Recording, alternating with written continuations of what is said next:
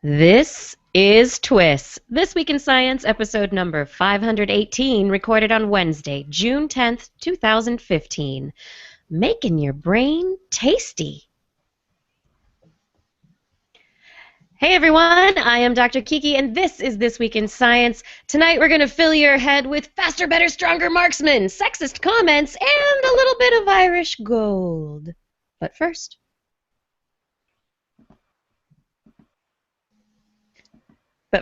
Justin is going to be frozen. There you go. Go, Justin. Disclaimer, disclaimer, disclaimer. The following hour of programming contains cutting-edge science. You don't need to be a scientist to listen, but if you listen long enough, you may begin to see the world as a scientist sees it. For the world of a scientist is a world of endless questioning. The pursuit of answers is a scientific pursuit, but it inevitably leads to more questions.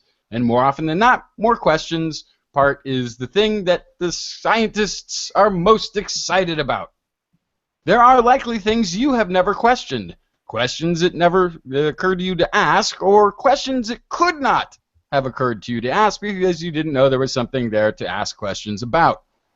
In this show, we offer up a fresh batch of questions posed by science, some with answers, some without, but all with ability to help you begin forming questions of your own. The more questions you form, the more scientific your brain becomes, until one day you wake up to find yourself scientifically minded, at which point you have no choice but to tune into the best source for formulating more science-minded questions. This Week in Science, coming up next.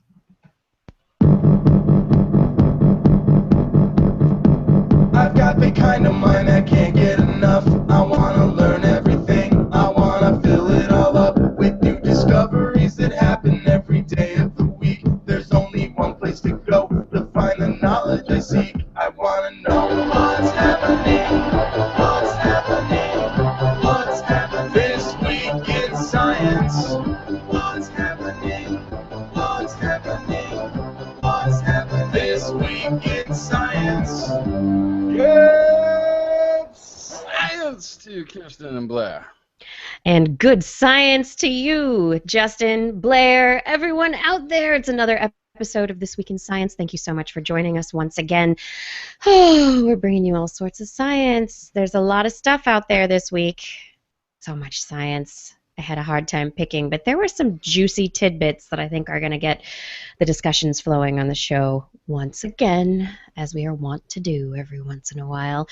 I brought stories about world robot domination, and also some prosthetics for people, as well as why brain eating might actually be good for you. I'm dreading this. Sometimes the information we divulge can be used for the wrong purposes, but that's okay. That's what science does. I am bringing cutting-edge science, Bronze Age gold, and a rabbit virus you may want to catch someday. I don't know about when I catch rabbit cooties. Cooties, go kiss a bunny. Anyway, Blair, what are you bringing? I brought random acts of kindness. I brought bird feathers, Merlin,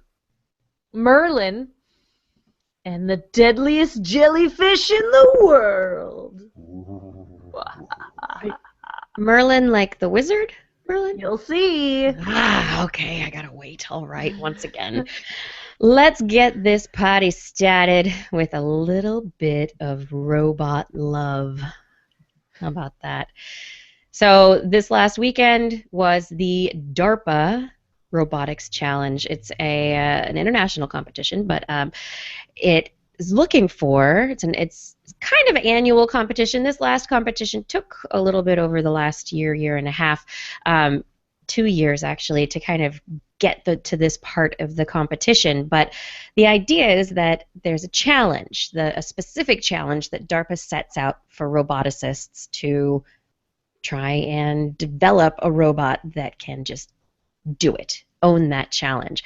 And in the past, there have been off-road vehicles that have been developed, lots of different challenges, but this time around, inspired by the disaster at Fukushima, the people at DARPA decided that a humanoid robot that could be used in disaster scenarios would be a good kind of challenge, because they needed robots in Japan at Fukushima, and they didn't have them. They just did not have the right equipment for the job. And so a number of teams came together to this robotics challenge, and a winner was crowned from South Korea.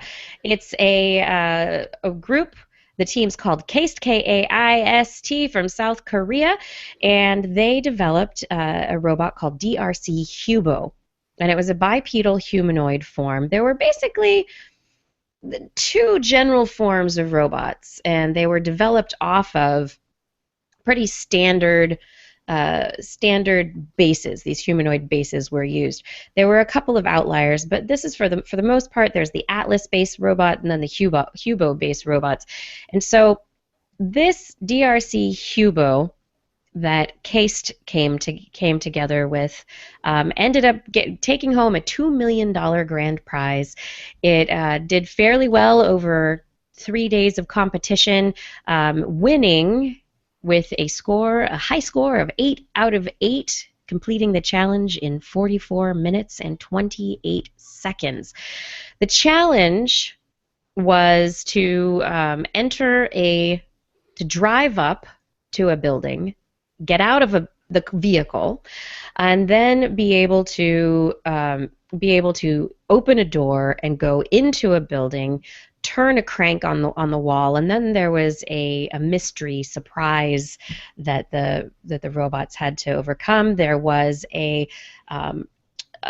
were obstacles, an obstacle course that the robots had to maneuver over.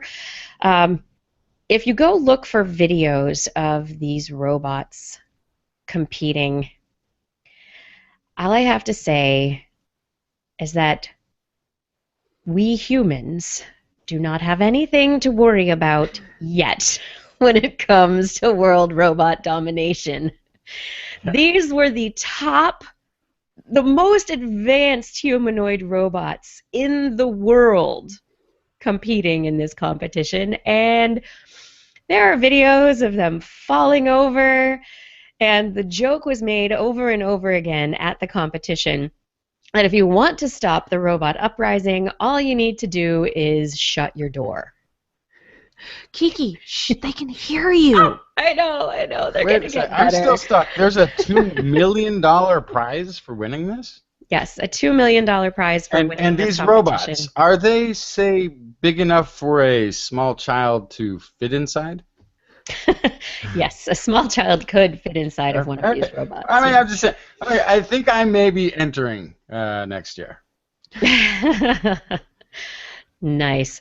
The robots were actually really interesting, and I highly recommend that you go search the web, look for DARPA Robotics Challenge, and look for videos, because the videos of this competition are, like I said, humorous. You're going to watch robots fall down all the time, but at the same time also just fascinating. There was one video of a robot getting out of the vehicle that drove up to this quote-unquote disaster site, and the way that the robot moves with its articulating limbs, it is kind of creepy, little bit scary, and you're just like, oh my gosh, and then all of a sudden it goes to this goes from driving a car to kind of getting out looking like a monkey, and then it goes down into this four-legged position, and then moves into a different two-legged composition, and then goes down to his knees, and then has wheels in his knees and rolls forward like a little vehicle.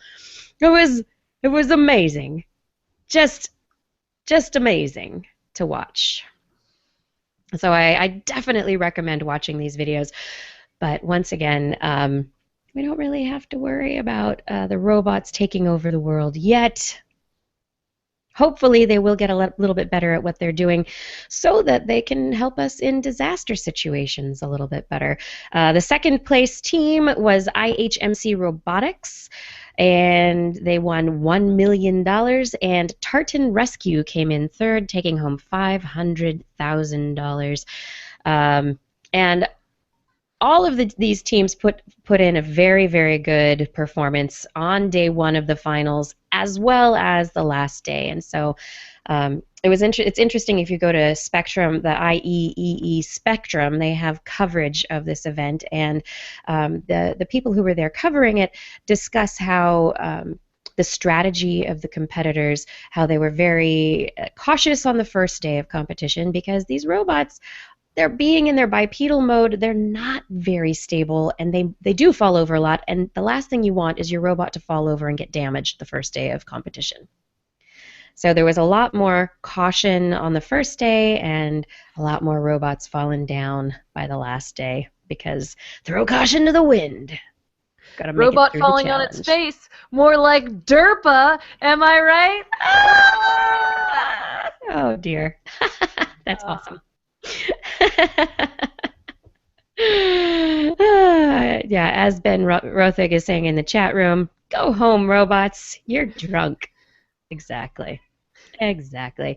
Other stories, if we don't have to worry about so much the world robot domination, maybe we do need to worry about people, right? That's always my chief People concern. are a concern, yeah. Always a concern. Yes. So, researchers at the U.S. Army Research Lab are working on a carbon fiber exoskeleton arm. It's called the Mobile Arm Exoskeleton for Firearm Aim Stabilization, otherwise known as MaxFAS. It's been used in static testing and not dynamic testing like in the field, but what these researchers have found is that they've modified this exoskeleton, that this technology was originally used to help people who are victims of stroke regain the ability to walk.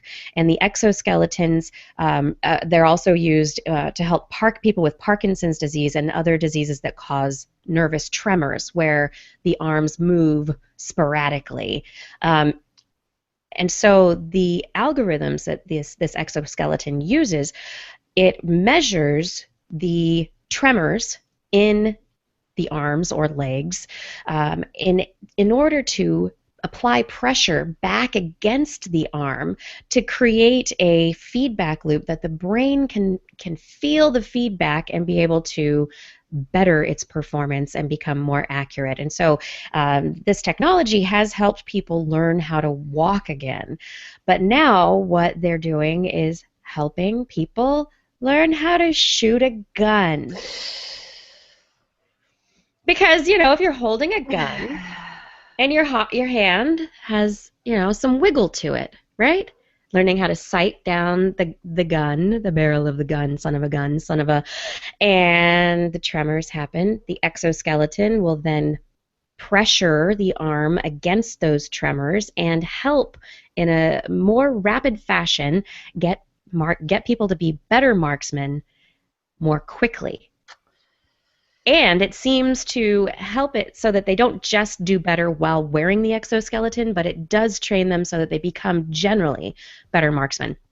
And the eventual use of this technology will probably be to develop an untethered mobile version that soldiers could wear in the field to have amazing aim. So it occurs to me right away that the algorithm is the most important portion of this. Yes. And that the exoskeleton itself seems like too literal of an interpretation. What you could as well do is have a gun where the barrel itself is adjusting against your tremor. Like a chicken's neck when you move it around? Sort of. Like, I know there's weapons that they've designed where you are painting the target that you want with a dot, and then when you shoot, it doesn't actually fire until it's on the target properly. But I could sort of see this having, I guess, the handles of the gun, maybe the front grip, doing its own micro adjustments without the shooter. But yeah, it's tough when we see being pacifistic, as is the nature of science pursuit, something that's being designed to help with injury, being used for having a parallel purpose of causing harm to people. That's pretty much what usually happens, though, isn't it? Well, yeah. I mean, the whole concept of militarizing scientific ideas is, generally in the can do more harm category, right? But, on the other hand, I suppose if you put yourself in that position of being somebody who has to shoot the other guy in order to survive the day, you're probably all for it. Right. But I think the exoskeleton, like taking an exoskeleton arm into the field, I think is just probably not where this will land eventually. I can absolutely see it in some sort of advanced firearm. That's if there's tremors in the flesh. Well, couldn't that's actually incorporated into the firearm itself, possibly. Yes. Right. Yeah. But you could use the added accuracy not necessarily to deliver a kill shot. You could use it to disarm the person without hurting them. Absolutely. No. I'm just saying you could. You could use the same accuracy that you could use to kill a person as you could to disarm them and graze them. Right? I think if anybody pulls the trigger, better well assume they're killing the person on the other side. Well, I think you better well assume that. Yeah, well, exoskeletons themselves are already going into use in military uses. There are battery-powered exoskeletons, hydraulically powered, that are used to help soldiers carry larger weights, packs, etc. It is technology that is becoming in use in the field. So to incorporate another possibly small component, you've got it on your legs, put it on your arms as well, and it's not, I think, too far out there to imagine that this could become more incorporated. But yeah, anyway, and before we get all excited and go, yes, scientists are so much better at thinking about the world than the military. That's true. Hey, Nobel Prize winning scientists stick their foot in their mouths on a regular basis, and this Is that all week, it takes to get that prize? Yeah, this week was no exception, except that the Nobel-winning prize-winning scientist Tim Hunt stuck his foot in his mouth at a meeting of the International Meeting of Science Journalists. So this is at a meeting that journalists are attending, and it was in a luncheon giving awards to female scientists. And in his speech, he made the comment, and I will quote from this article, "Let me tell you about my trouble with girls. 3 things happen when they are in the lab. You fall in love with them, they fall in love with you, and when you criticize them, they cry." Nice. Well, Yeah. I think he actually just narrowed that down to 2 problems he will have in the future. Yeah, there's no female scientists falling in love with him at this point. Yeah. I think he's just made his life 33 1/3 infinitum % more easy. Yeah. He went on BBC Radio on Wednesday and admitted that he did make the comments and said, "I'm really sorry that I said what I said. It was a very stupid thing to do." Yeah. What was intended as a sort of lighthearted, ironic comment was apparently interpreted deadly seriously. Well, he went on to say, Mm. let me say, he went on to say, it's terribly important that you can criticize people's ideas without criticizing them. And if they burst into tears, it means that you tend to hold back from getting at the absolute truth. Anything that gets in the way of that diminishes, in my experience, the science. And he also said that falling in love is very disruptive to the science. So all of those comments aside, I could see them being said in jest, which he, by his apology, proved that they were serious and heartfelt. But actually, I would take the most umbrage with referring to the women of science as girls in the first place. I think that, to me, was That's sort just of one. That's the just one part of it. condescension that illuminated the rest of the comments to follow. Maybe a luncheon where you're honoring female scientists is not a time to make misogynist comments, even in jest. It is not appropriate.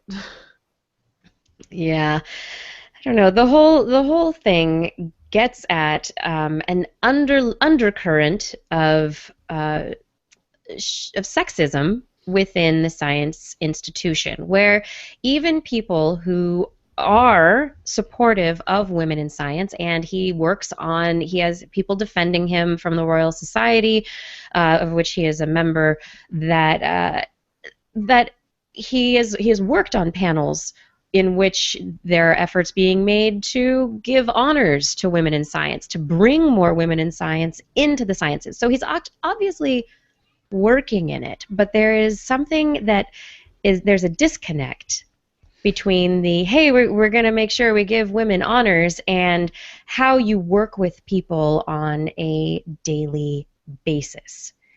And like Justin said, just for starting, girls, come on. You're working with women. These are adults you are working with. It kind of goes back to that misogynist comment that you hear all the time in relation to other issues that women have in society, where men can't control themselves if women are attractive. That's It's right. your fault. It's your fault for looking good in a space where there's men. Yeah, lady. Sometimes you messed up my science with your short skirt. Okay, sometimes there can be cognitive effects on the male brain that we can't necessarily completely rationalize or defend. Oh, I don't see that as not a your, female I'm not problem. Saying it's, I see that as a male problem. I'm not saying it's a girl problem. Oh, wait. Women problem. See, now I'm... Oh, I shouldn't talk either. That's all I'm saying, is maybe men should work in labs because they get distracted by women in labs. I see. If you want to talk about it that way.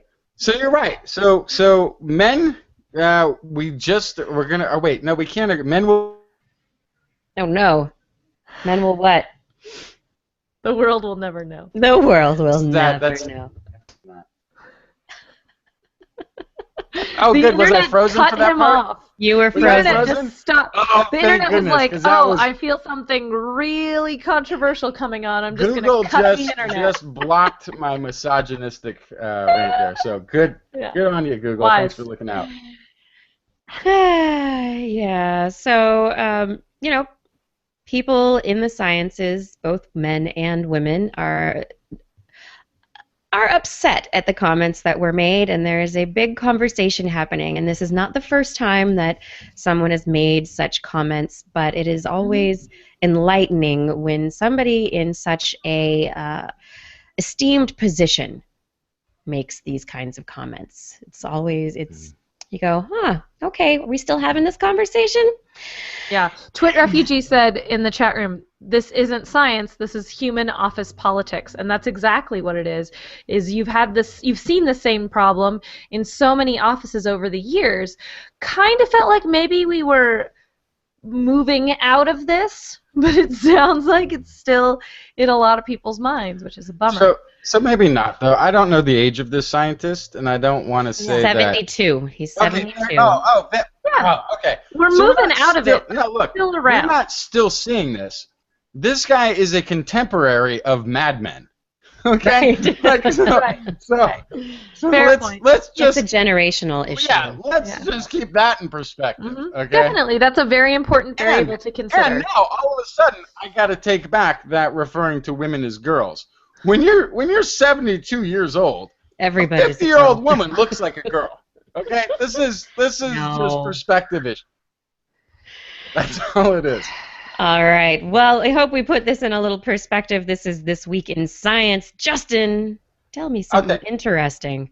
Okay, so often when we talk on the show about cutting-edge scientific discoveries, we are referring to Clovis points, Neanderthal axes, or 3.3 million-year-old sharpened stones that may have been napped by a non-human ancestor. This week, however, the cutting edge of interest dates back to a much older archaeological age. Just in time for the world debut, a cutting edge from Jurassic times is making news. Mm-hmm. The cutting edge being, of course, Triceratops teeth. Now, I see what you did there. Yep, right? very clever. You got the. It wasn't you in followed life. long enough. Cutting Okay. edge teeth. Yeah. Got it. Yeah. Although Triceratops, weren't they herbivores? Yes, but that doesn't mean they didn't have a cutting edge, as the following story may entail Oh, please details tell of. me. So the Triceratops teeth, now in the hands of biological science professor Gregory Erickson, are proving to be far more intricate than any reptile or mammal living today. So Erickson, along with a multi-university team composed of engineers and paleontologists, contend that the Triceratops developed teeth that could finely slice through dense material, giving them a richer and more varied diet than modern-day reptiles could have. The team outlined the findings in their study in the journal Science Advances. So today, reptilian teeth are constructed in such a way as they can bite, they can seize food, plant or animal, and then they crush it. The teeth do not occlude or come together like those of mammals, so they're all bite and no chew with those teeth. They just and then crunch, bite again, and then swallow those bites they've pulled off. So the teeth of most plant-eating mammals self-wear. They use they create a complex file surface then from that wearing, which makes it easier for them to mince plants.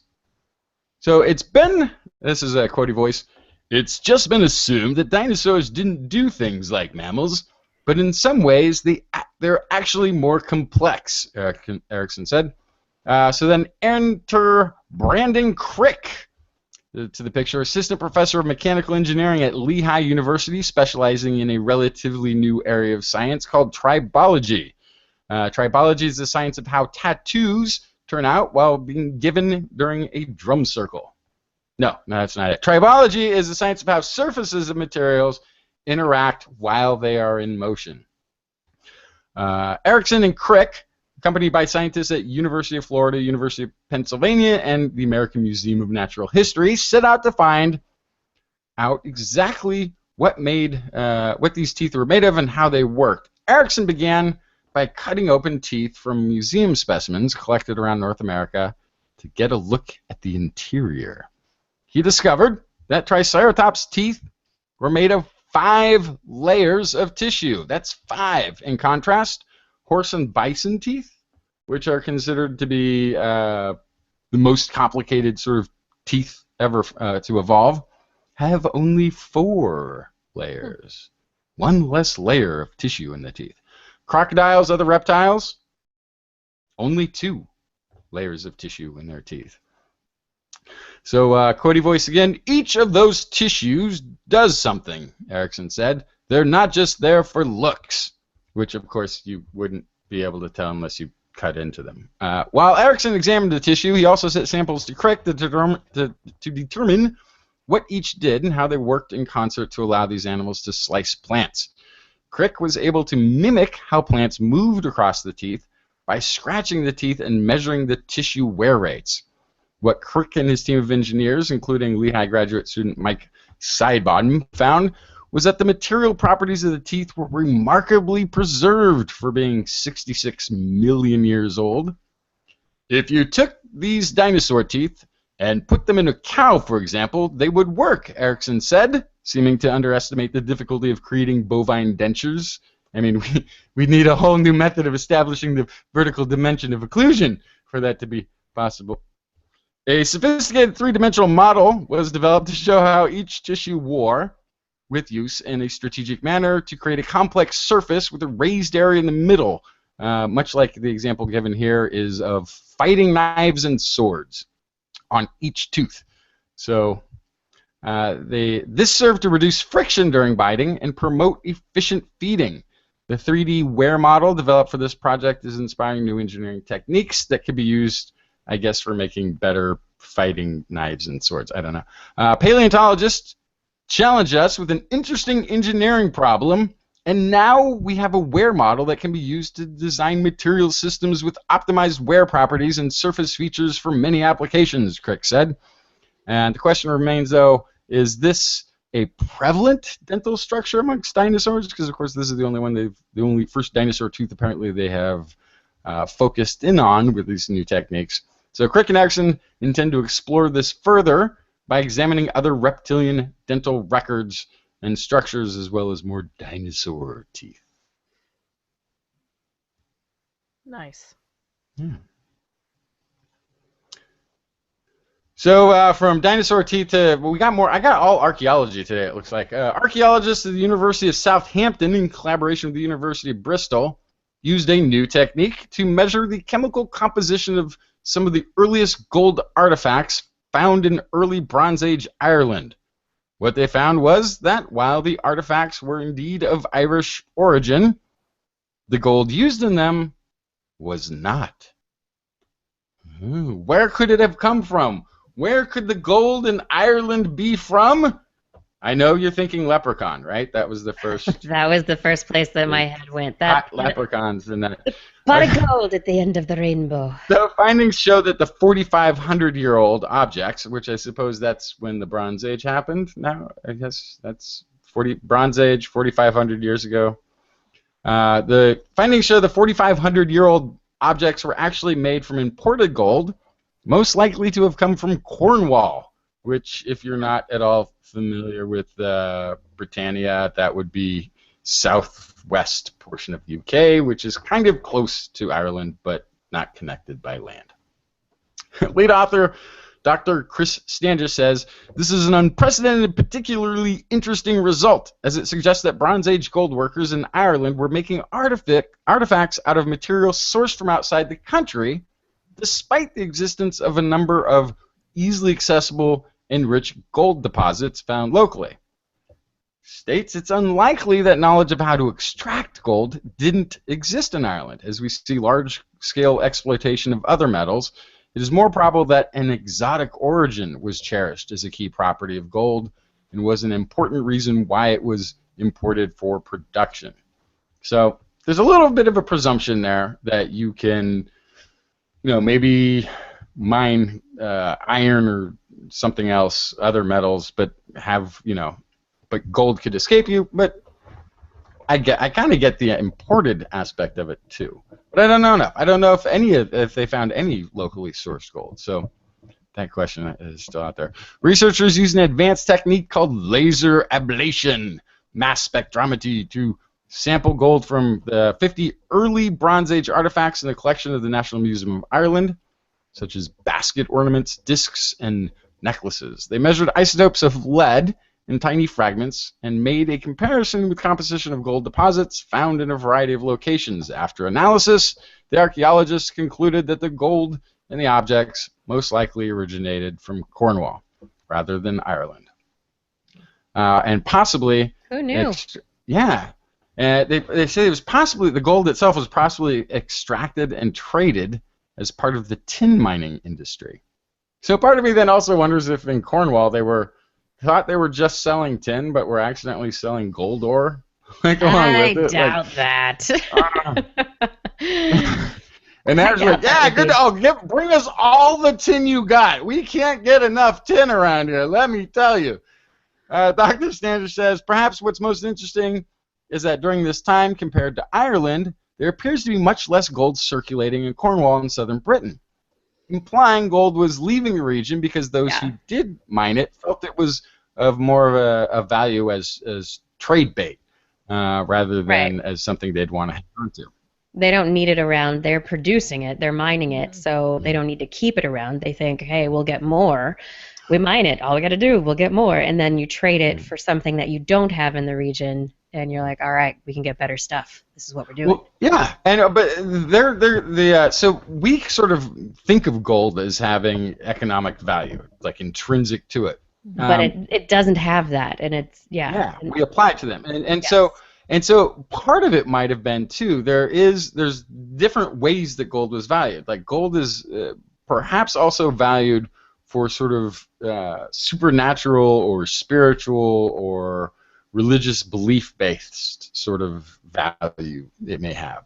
And that might not have been going on in Cornwall, but may have been in effect in Ireland, and that's what made it desirable, not as so much as a commodity.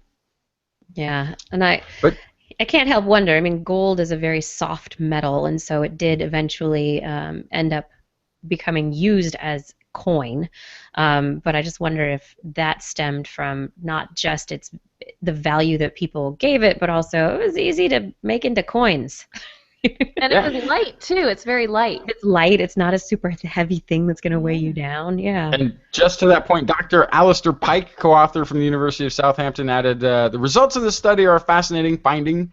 They show that there was no universal value of gold, at least until perhaps the first gold coins started to appear nearly 2,000 years later.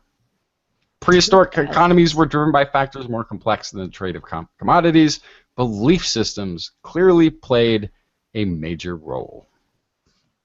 Clearly. And I do believe it's Do you time declare? for Blair's Animal Corner.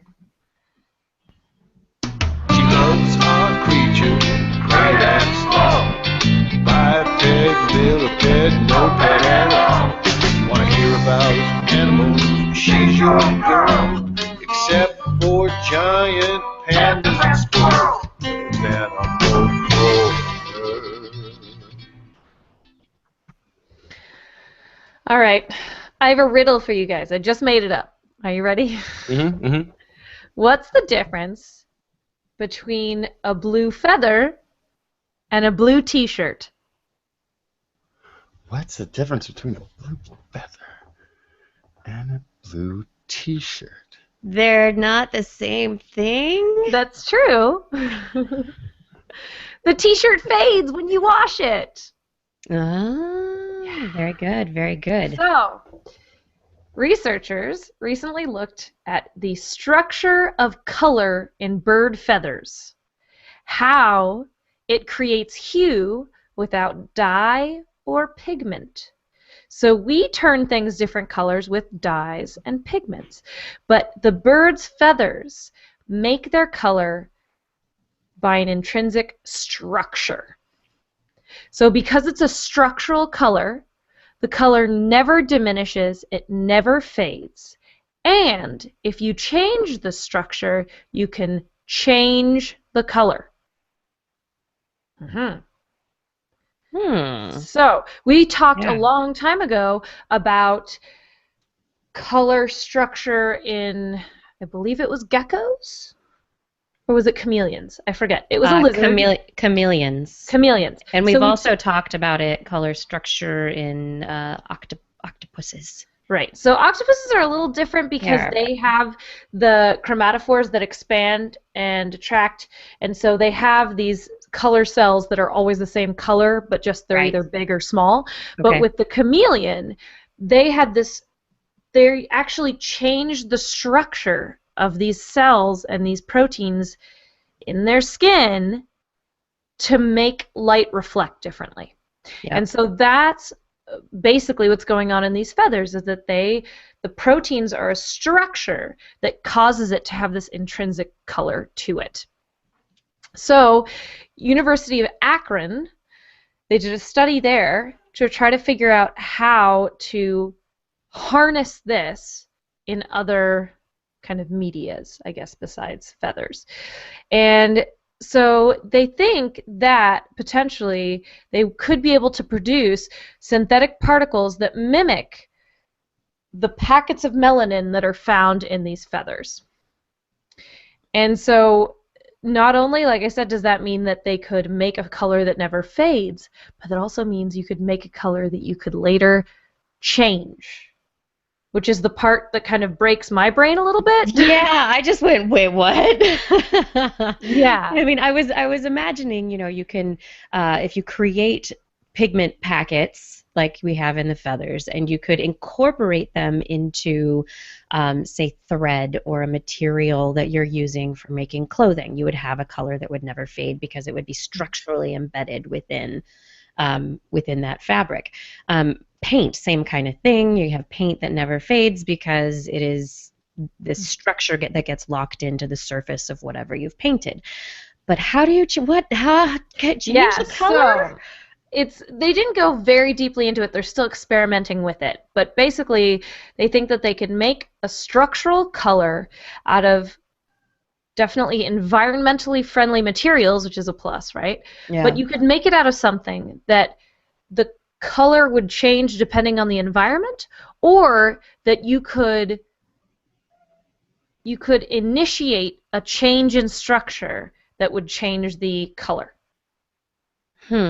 Okay, so with bird feathers, they refract light differently in different light situations. So, Right. say, Like iridescence, right? yeah, so direct sunlight versus in shadow, you're going to see the coloration of the bird differently.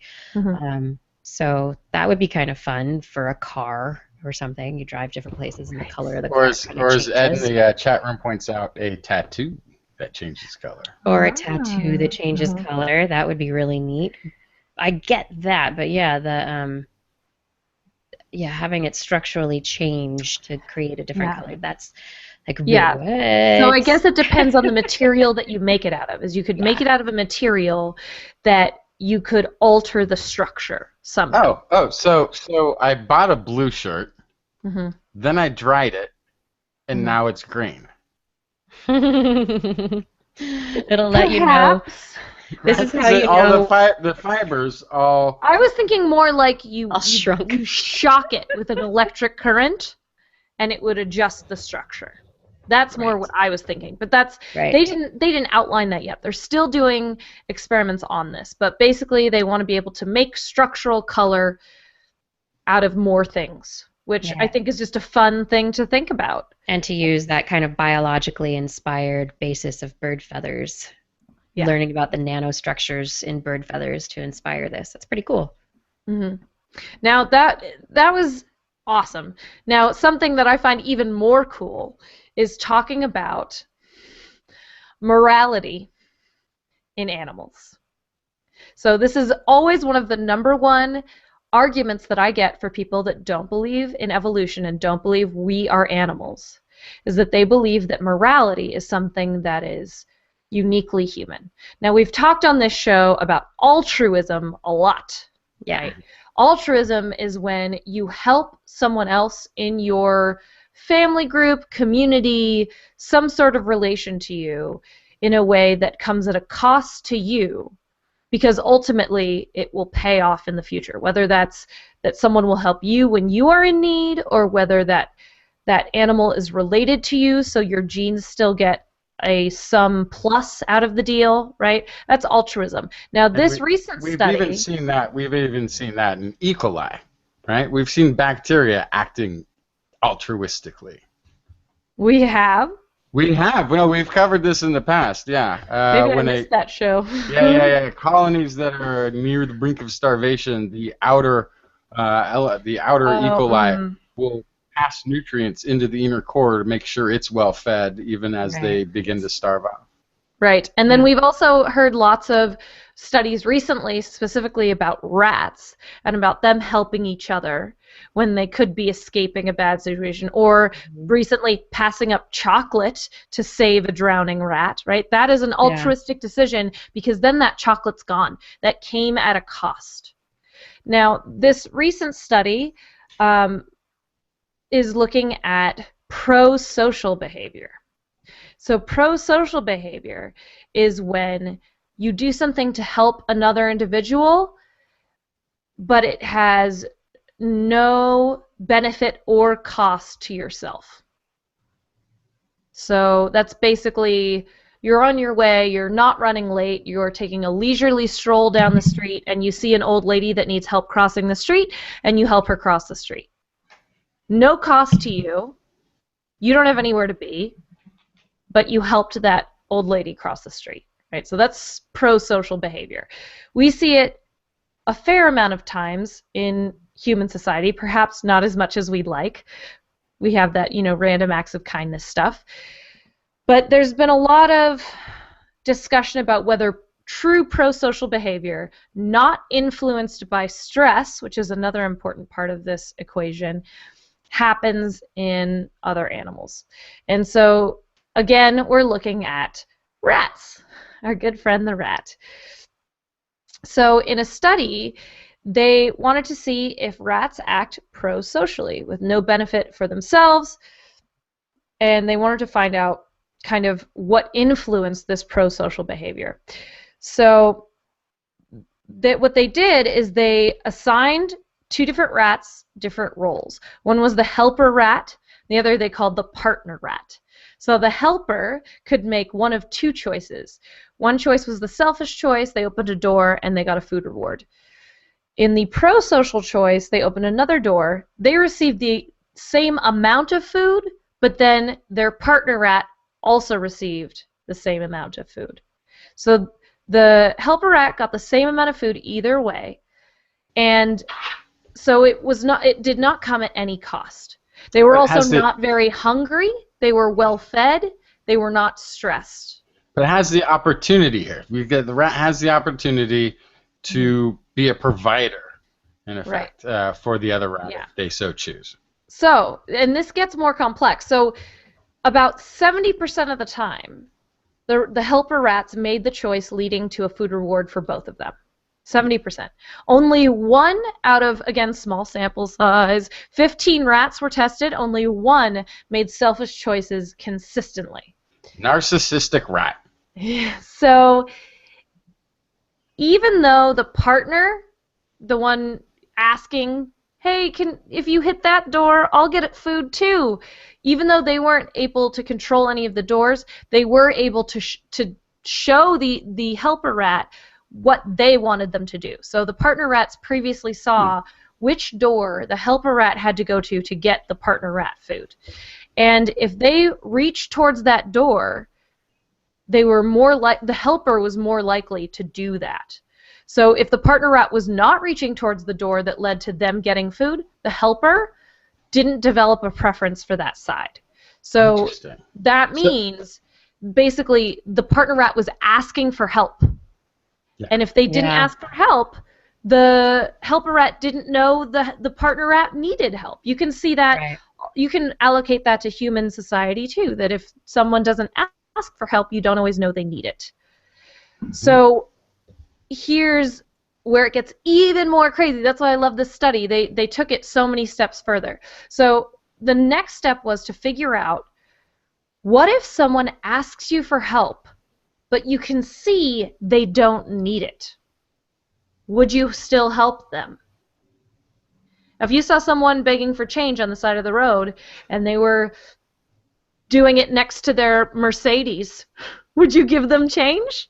Nope. Probably not. Nope. So to find out whether the helper would still do that, if it was just because the partner was asking for help, or if it was because they assessed the need for their help. They basically broke the link between the partner asking for help and the location of the reward. So they trained the partner to associate one end of this maze to give them food, as in the previous experiment.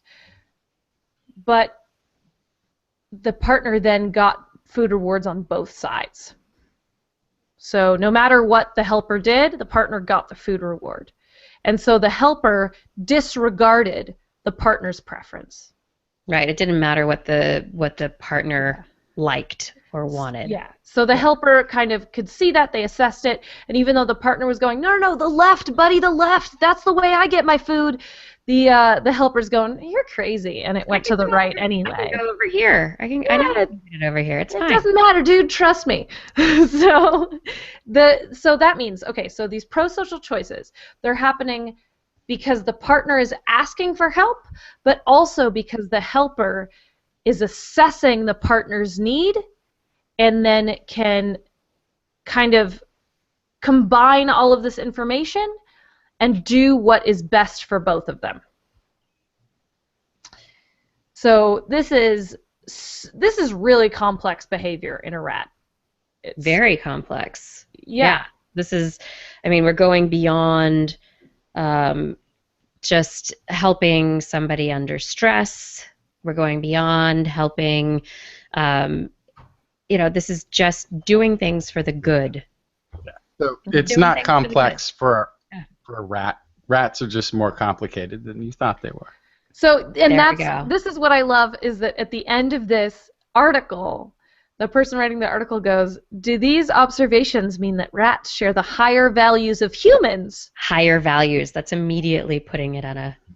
Or that humans share some basic socio-biological mechanisms with rats. That one. That's the one. That's the one. That's the one. Yeah, obviously. So prosociality is helpful to an entire society. So it's helpful for us, it's helpful for rats, it's helpful for chimpanzees, and there are mechanisms and reasons that we act this way. And it doesn't have to do with religion or morality or any of these other things. It has to do with benefiting society, benefiting each other, all of these things that are so inherent that we see them in rats. We see altruism in E. coli apparently, but it's all you have to do is look, right? So this is kind of back to that thing of this animal's smarter than we thought.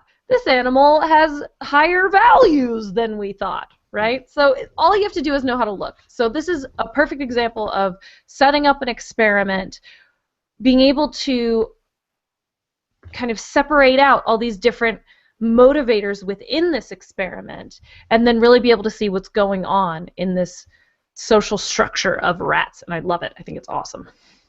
Also, there's the argument against it having come from religion is that it supposes that our ancestors that were bottlenecked down to about 1,500 at one point had gotten through the next 100,000 years or so, murdering, raping, stealing from one another unabated by any concept of morality, but still managed to survive. Kind of ridiculous. You can see how any animal that lives in a group, you're going to benefit from altruistic behavior, prosocial behavior, this whole what goes around comes around situation, which we see time and time again, and valuing people that are related to you for your genetic safety, right? So all of those things turn out to be pretty inherent. It's all these things that we kind of see as uniquely human. They're not so uniquely human anymore. Nope, we are social animals, and if we look at, if researchers probably tried to do similar experiments in other social species, we would probably find very similar results, as this is probably a mechanism that works across the board for the good of the group. Yeah. On that note, for the good of the group, it's time to take a little break, and This Week in Science, will be back in just a couple of minutes. You stay tuned for more messages, you hear?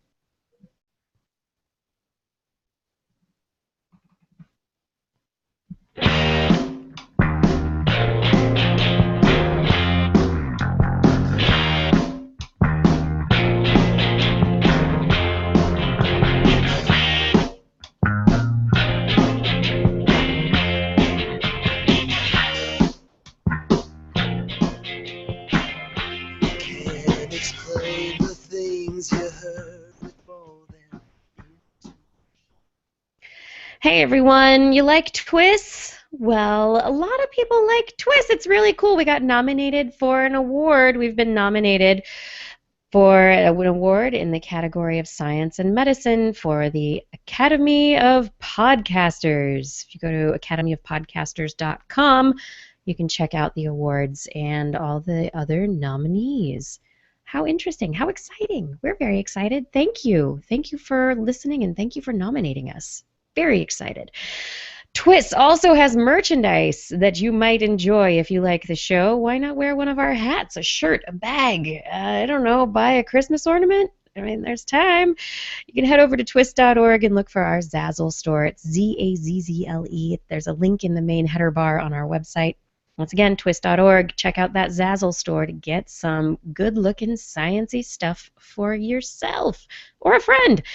TWIS is supported by listeners like you in all sorts of ways through purchases that you make at our Zazzle store, also through your donations. Those donations go on to pay for hosting, bandwidth, contractors we try to hire, fun things we do for the show, equipment that we need to buy here and there. We appreciate any amount that you are able to give, $2, $100, whatever you are able to give. We really do appreciate it because you make this show possible.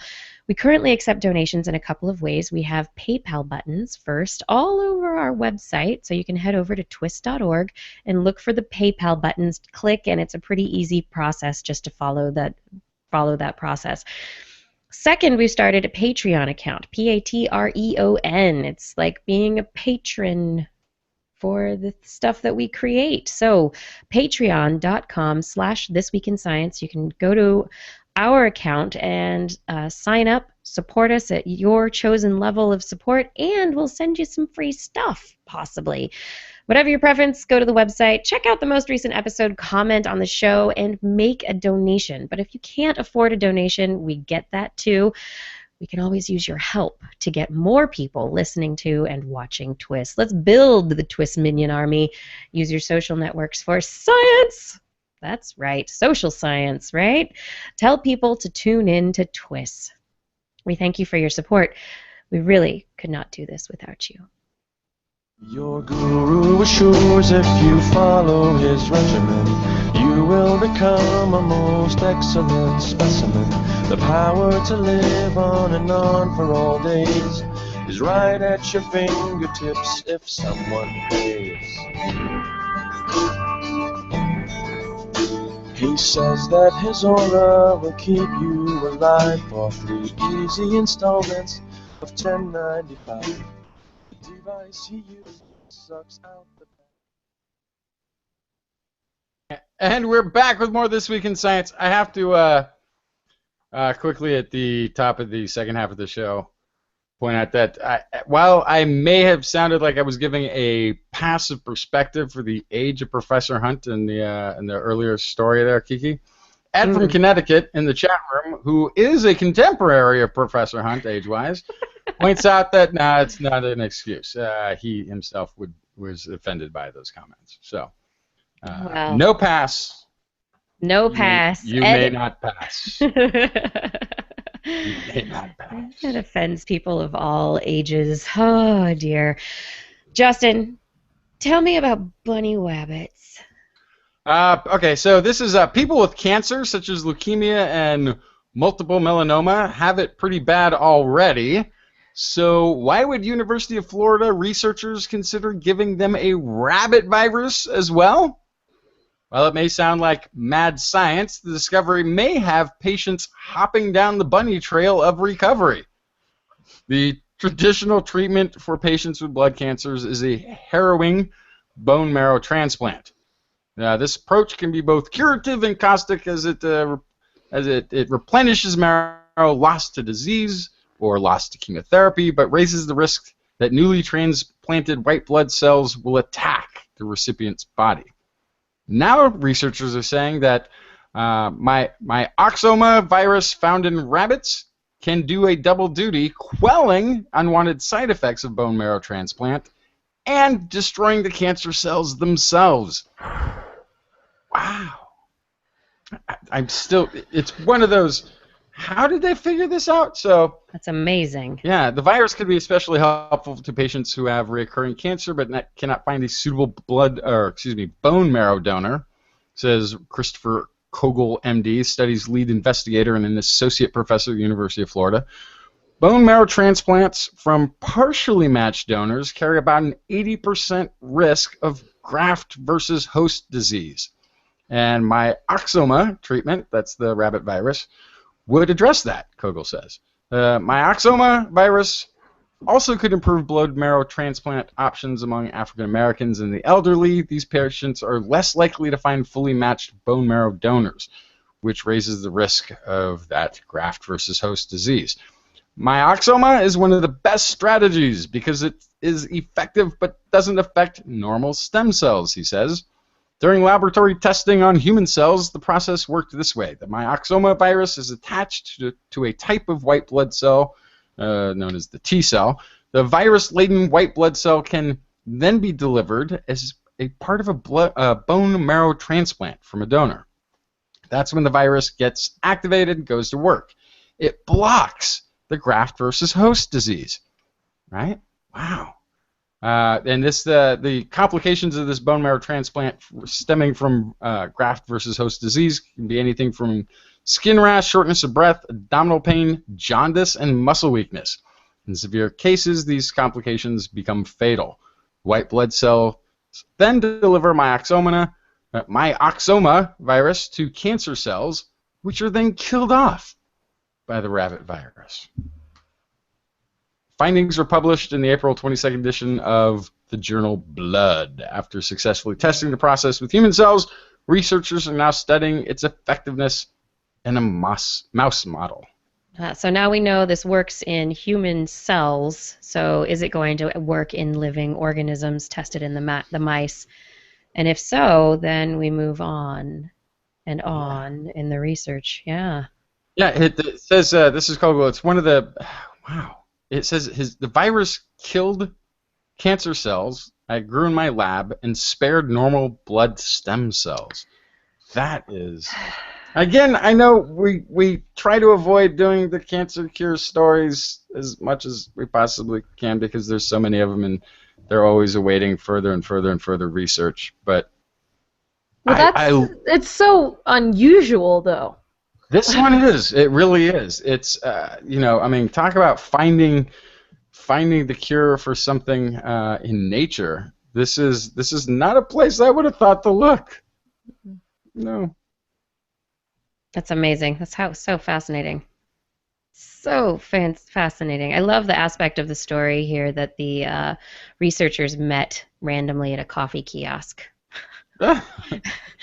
They introduced each other and introduced themselves to each other and then started collaborating, and here we are. And the rest was history. Yeah. And it's just lucky that one was working on cancer and the other was working on rabbit viruses, and they needed a reason to hook up. So they said, "You got my cancer and my rabbit virus. You got my rabbit virus and my cancer."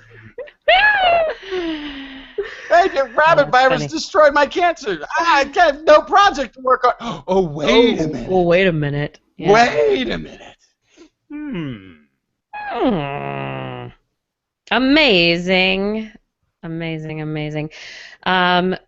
Another interesting, amazing thing that happened this week. Researchers came up with a blood test. Not the kind of blood test that takes like a whole vial of blood, but the kind of blood test that takes a drop of blood. Mm-hmm. And it can tell you, according to the researchers, well, it's been sensationalized a bit in the media. The media has stated that it can tell you your viral history, that this test will tell you all the virus attacks that your body has ever come under. But the reality of it is it's pretty incredible, except it's not going to tell you everything, and it's not very accurate. It has a lot of false negatives and false positives. So in order not to get too many false positives, they decreased the sensitivity of their test, and so they probably were not in the samples that they checked, were probably not showing evidence of things like influenza, which is a very common virus, at a rate that they should have. So I think the rate was something like 50%, around 50%, when it was actually it is much higher than that. So they should have seen higher exposures in some individuals of some viruses than they actually did. So the test is pretty cool, and they did a very large sample. It was 569 blood samples from different participants in 4 countries: U.S., Peru, Thailand, and South Africa. So it's 4 countries on 4 continents. So these individuals are going to have you would think, pretty unique viral influences, and they extracted the part of the serum. They extracted the serum and then washed it over a microchip. The serum contains antibodies that the immune system of your body has produced and is producing on a chance possibility that you encounter something like a virus that you've encountered before. When your body meets up with something in its first encounter, you mount an immune response, and in that immune response, you start getting these memory T cells or the T cells or the B cells? Anyway, these memory cells within the immune system kind of hold on to the memory of what has attacked it and start producing antibodies for that. And so for pretty much forever, you continue to produce antibodies that will match up with something that attacks you, so that when it matches up, a signal is sent out, we're under attack again, and then you can mount an immune response more quickly. I guess they say you never catch the same cold twice. That's the idea, yeah. And so going on this idea, what they did, they generated a bunch of bits of proteins, 100,000 bits from more than 1,000 strains of 206 different viral species that have been identified as infecting humans. So you look at it right now and you go, okay, well, maybe we're being infected by stuff that we haven't identified yet either. So there is the possibility that we haven't identified everything, and so we're not in this test going to be identifying everything because we're just missing stuff. But anyway, so they took those, used these genetic instructions to make up these little protein bits and stick them onto a tiny microchip, and then taking the serum and washing it onto the microchip, the antibodies would combine up with the proteins that were created, and then they could wash it and do an assay to see, okay, which viral proteins is the body combining with on our microchip, and what have you been exposed to? So in the end, the researchers, what did they end up saying? So it's called VIR-SCAN. It was able to detect 95% or more of known infections with HIV or hepatitis C that had already been diagnosed. It correctly differentiated between different forms of hepatitis C virus in 69% of people with known infections. And so these are people that we already knew that they were infected. This isn't coming up with a diagnosis de novo. And then there were also similar results between similar herpes simplex viruses. And on average, people had antibodies against about 10 viral species, with younger participants having fewer antibodies. So, and it's possible that you would, and when they say species, it's kind of within groupings as well. So I can't imagine that we've only been attacked by 10 viruses over the course of our lives. But who knows? It's just a fascinating peek into what is affecting us on the microbial level. I also see this as an opportunity, since they did it with such a small amount of blood, right? That it would be nice if you didn't have to, when you went to get your blood taken, for them to, check you out at the doctor, that you wouldn't have to give these vials and vials of blood, that it was just a little pinprick on your finger. Yeah, and that is the hope for. That's the hope for this in the future, that it would just be a pinprick, a little drop of blood, and they would be able to, using this antibody process, be able to figure that out. Look, you get stuck by the needle once, either way. That isn't that all that really counts? It's different. It's very different. No. Mm-hmm. Yeah. Anyway, there are problems with it, and it's not ready for mass consumption yet. It's not the, hey, we can diagnose things, we can tell you everything that you've ever been affected by in your life. It's not that kind of a thing yet. But potentially it will be useful as it becomes more accurate, and hopefully right now they're saying it's only going to cost about $25 per sample. So depending on implementation, it could be a very inexpensive test that doctors can use, especially if they don't know somebody's health history, to be able to help with figuring things out and diagnosing stuff. Nice. Yeah, it's pretty cool. Justin, you have another story? I've got a bunch more. I can kind of go. Are we nearing the end? I've got like 3 I could do in rapid succession here. Yeah, we're gonna have to because we're running late here. Okay, we're running super late. This is kind of interesting. This is out of Purdue University. They're suggesting next time you make a salad and want to get all the good carotenoid goodness out of it, put an egg on top.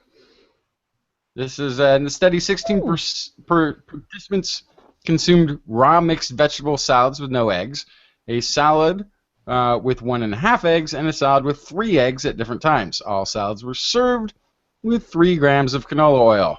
The second salad had 75 grams of scrambled whole eggs, and the third had twice as much.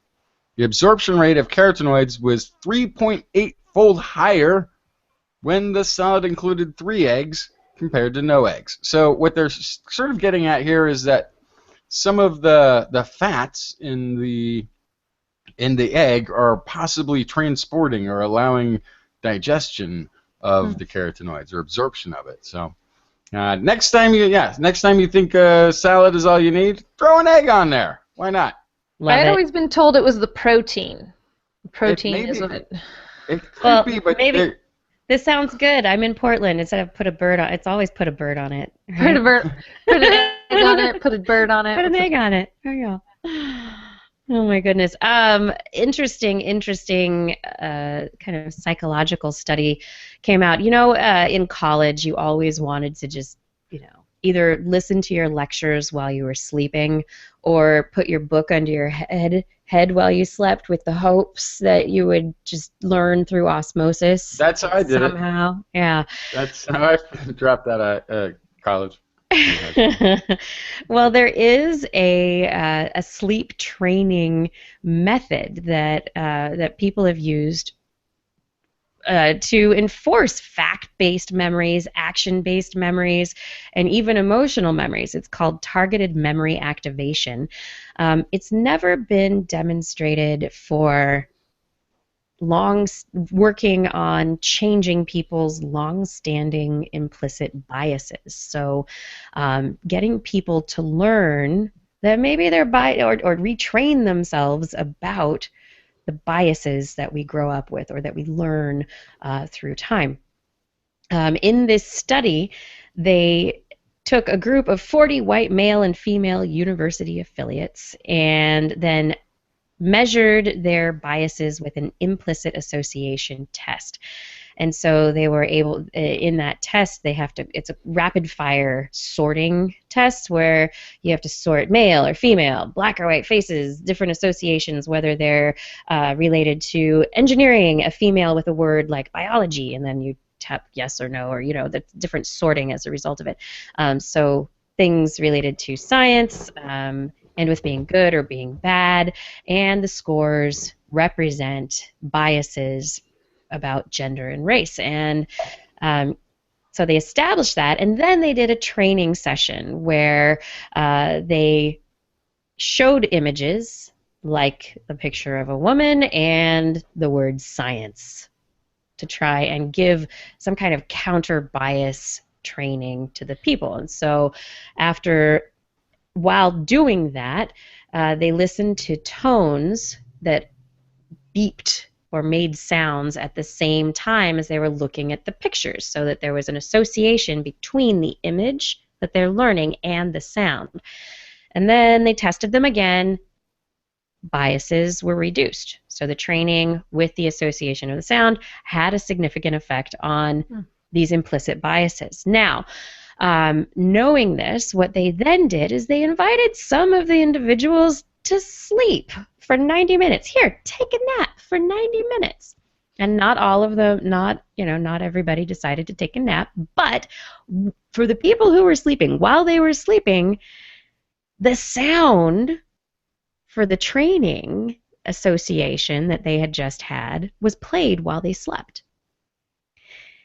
And so the 90-minute nap was to allow these individuals to get through all 4 stages of sleep and get into the deep sleep cycles in which learning and memory consolidation occur. So they woke up from the naps, they tested them again, and their scores were reduced even more. So they tested them like a week later, and they found that the biases were still significantly reduced. So who knew? Sleep training. Sleep training can help people like Nobel Award-winning scientists. Full circle. Very nice. Learn to Full circle today. change. That's right. Learn to think of things a little bit differently. Oh my goodness. Yeah. Blair, you have any stories? Yeah, so I teased about Merlin earlier. So Merlin, it's not the wizard. It's a app that you can have on your phone. It's called Merlin Bird Photo ID. It can recognize 400 of the most commonly encountered birds in the US and Canada strictly by their picture. They've got the right bird in the top 3 results about 90% of the time, and it keeps improving the more people use it. It keeps learning. And this is developed at the Cornell Lab of Ornithology. What you do is you draw a box around the bird on the picture that you took. You click on its bill, its eye, and its tail. And Merlin does the rest. It takes a few seconds, looks at all the pixels, it combines information, and they figure out, potentially, what bird you're looking at. It's pretty cool.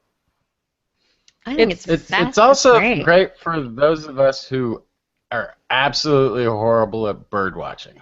Yeah, birding it makes hard. It's like a technology that allows us to enjoy bird watching. Right. When otherwise we're like, oh look, it's a bird that's got kind of some gold color on it.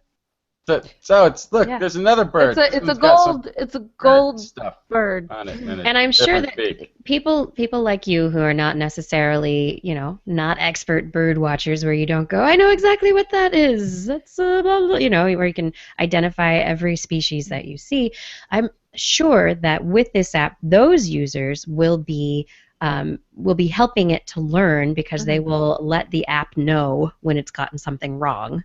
Right. And will, if you're using an image that you have, you're not just basing it off of a quick glimpse of something. You've actually got a picture, and the person who's looking at the picture can also identify certain traits to be able to identify the bird, and very possibly do it better categorization than the app. And it's likely hopefully it gets used a lot by avid bird watchers first. Yeah. And I grew up with some avid bird watchers, and it was always really interesting that they could spot a bird and say what it was. I didn't know, I should have been sleeping, apparently, when I was around them, because I would have perhaps absorbed a little bit more of that knowledge. Well, if they find the top 3 pretty consistently, then you can kind of look up what those top 3 are. You can look at their natural history, you can look at pictures of that bird, and then you can most likely figure it out yourself. If you narrow it down to 3, you can probably figure out what bird you're looking at based on what habitat it's in, how it's acting, its songs maybe. There's different things that you can use to figure that out. But I think it's a pretty cool tool that could be used to help get other people into birding. Now I just got to get good at using my camera. Right. Yeah, you have to get a good picture. That's the caveat. So the last story that I have is a little bit of nightmare fuel for you guys about the most dangerous jellyfish in the world. Do you guys know what the most dangerous jellyfish is? I know in okay. I No, I don't. do. I From would the show think notes. I would think Portuguese man of war, but I don't know if that's There's the most. some sort of red stingers off the in the North Sea in Scandinavia that Those, I don't know about that. But the I'm man just of gonna war say- is dangerous. But I'm just gonna say, can we stop calling them jellyfish because it makes them not sound very dangerous at all? Is jellies better? No, It's like those are bracelets and shoes. love fish. So Wait, we gotta get rid of the jellyfish. Box jellyfish, guys, from Australia. Sea blobs. One of the most dangerous jellyfish in the world. Depending on who you ask, they kill between 10 and 100 people every year. But Wow. yeah, That it's hard is- to say. More than sharks, regardless, right? Yeah. So these guys, this is what they found out. Box jellyfish actively fish. These guys don't have brains. Everything was assumed that their tentacles just kind of hang out there, and that the stinging cells, the nematocyst clusters, grab onto fish when a fish just happens by. No, they wait for fish to get near. They extend out their tentacles. Their nematocyst clusters light up, and it's like a lure. It's like a fishing lure, and it attracts the fish. The fish come, run into the tentacle, get stung, get paralyzed, get caught in the tentacle, and then the box jelly can bring it in.